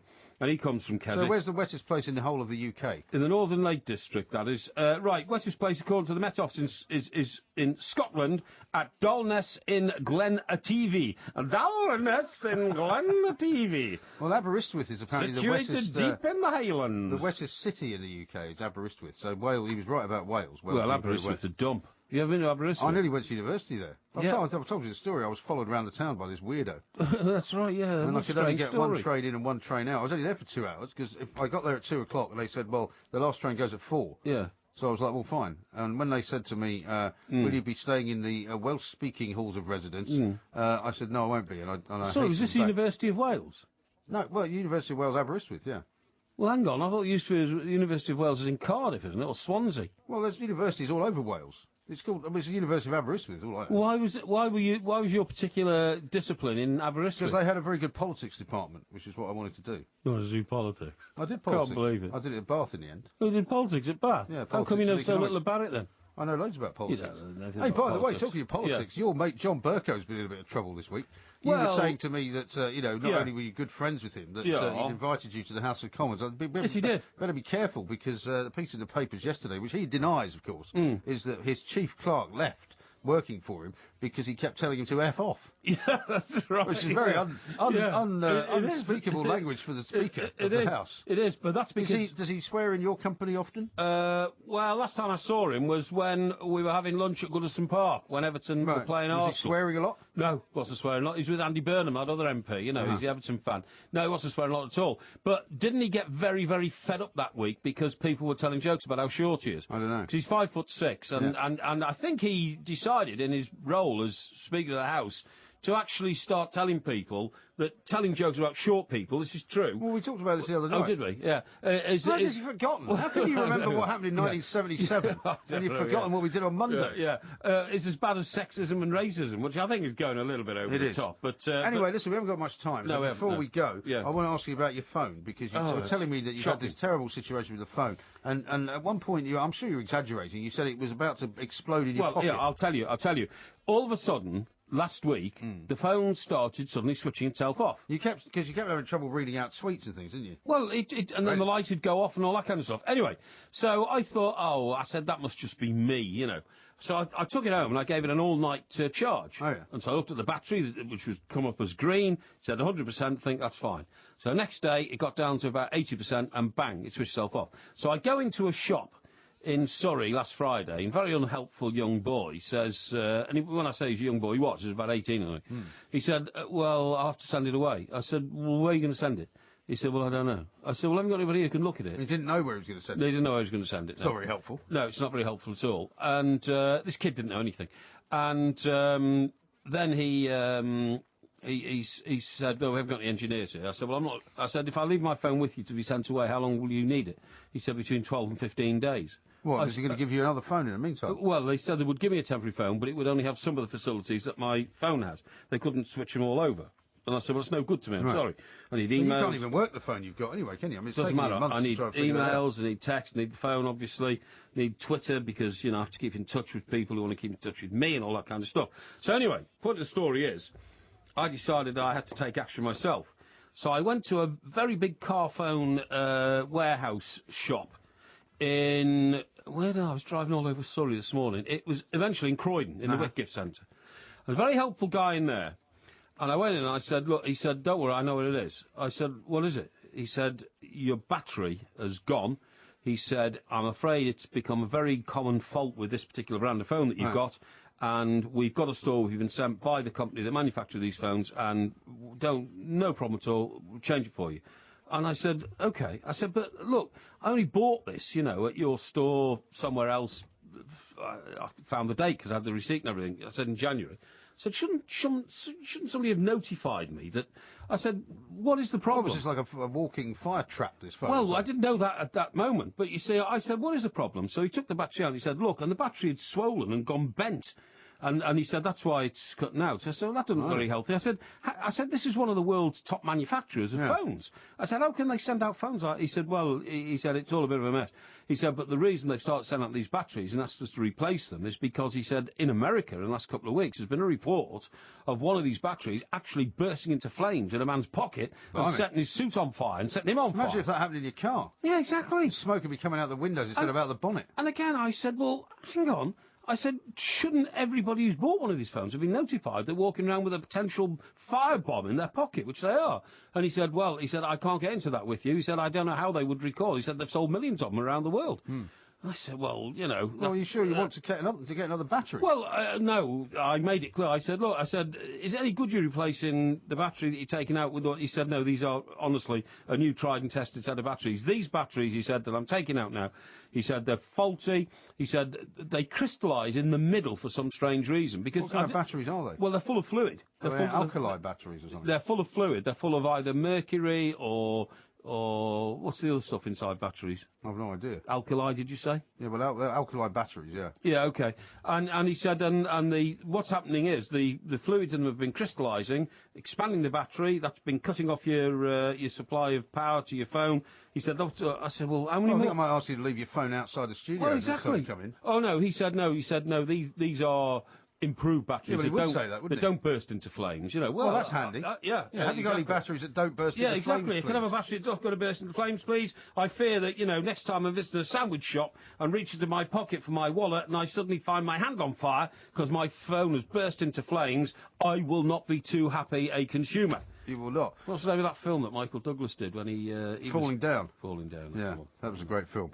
Well, we'll have more quizzes for you next week. We'll have lots more to talk about on Monday night. Before I let you go, we should probably ask you who your tip is to win the Open, because Rory McIlroy's leading it. You sang that great song about him earlier. It was a great song, wasn't it? It was a great song. Yeah, I thought it was a great song. Compared to what you normally produce. Yeah, I thought it was pretty brilliant. So let's have your tip for the top then. Well, you'd like to say McIlroy will go through and do it, but I still think Tiger's got a great chance of coming through. He's 3 behind McIlroy. He is, yeah. Yeah, well, I think you've got to keep your eye on him. I really do. He's come from positions like that before, and if he gets to the penultimate day and he's leading, he won't lose, will he? No, he will. I don't think he's going to do it at all. But we can discuss that on Monday night when he is next back. Mike Porky Parry, thank you very much indeed. He will be back, of course. I'm no doubt there'll be plenty of action on social media over the course of the weekend. And there will be a podcast of the Two Mikes out in a few hours' time on iTunes. So look out for that.